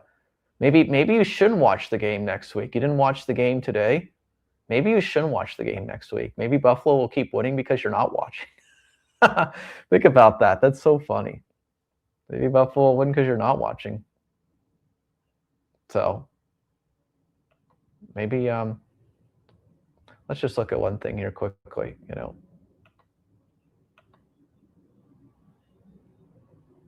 No, Tom's not a jinx, but it's just funny, right? It's like he doesn't watch and they win today. That was a tough game. Buffalo Jacksonville to me was the best game of the weekend as far as like matchup. I said that was the weekend for sure. I didn't think there was anything. All right, let me look at something here quickly, then we'll all wrap up. And again, thank you all for being here tonight. Okay. Buffalo and the Bills, of course. We don't know the times yet. We know that the Bills and the Broncos are going to be on Saturday, and we know that the 49ers and the Seahawks. If I had to guess, the Bills and Broncos will be first, and Seattle and San Francisco is going to be in prime time. They're going to want Seattle and San Fran in prime time. That's my opinion. Denver and Buffalo will be first, and Seattle and San Fran will be in prime time. So, well, that's nice that you got to watch them on your phone. That's cool. I think it'll be Buffalo, Denver early game though, and I think it'll be Seattle, San Fran. Right. Next thing, and then we got Sunday. I think Rams, Bears will be first, and Patriots and Texans will be last. That's my opinion. I'd rather have the Rams and the Bears in prime time at the end, honestly, to tell you the truth. It's much more fun, but I think Rams and Bears will be first, and I think the Patriots will be last against the Texans. Houston wins tomorrow night. Will we be here for it? Maybe the second half, we'll see. Just want to thank everybody for being here. As always, we're wrapping up. Las Vegas, entertainment capital of the world. Concrete Foundation. The concrete convention is your construction, the greatest construction convention, January 20th, January 22nd. This coming Saturday, Jennifer Romas is Sexy the Show, the latest edition, the longtime running Las Vegas show, Female Review. Jennifer Romas will be at the Virgin Hotels Las Vegas, the Oxford showroom. It's coming back, ladies and gentlemen. Go to our main channel to see a couple of stories with Jennifer Romas about as she brings another Las Vegas show to another Las Vegas resort. We look forward to seeing and reporting back on that. This week we'll have Lane Fobbs for the national title game. I know Tom and GW will be watching that after we put that up. I know that Lane is a dedicated, going to have a bunch of arguments for the Hurricanes. It'll be fun to see how that goes on Wednesday. And of course, go to the main channel, watch all of our recent content. I'm Chris Yannick for Steve Wannabe. Thanks so much for joining our special edition of the NFL live reaction wildcard game tonight. In an uninspired performance, the New England Patriots beat the Los Angeles Chargers 16-3. Thank you so much, as always, for joining us. We'll see you back next week. We'll be doing more NFL reaction. We'll probably be doing a Saturday and Sunday. I'm hoping to do Bills Broncos next week. We'll see. Thank you so much for joining us. Have a great week, whether you're watching this again live or you're watching in the recorded version. Thank you so much for making time chatting football with us. We appreciate you so very much from the entertainment capital of the world, Las Vegas, the most exciting city in the world. Thank you so much. We will see you next week. Have a great night, everybody. Take care.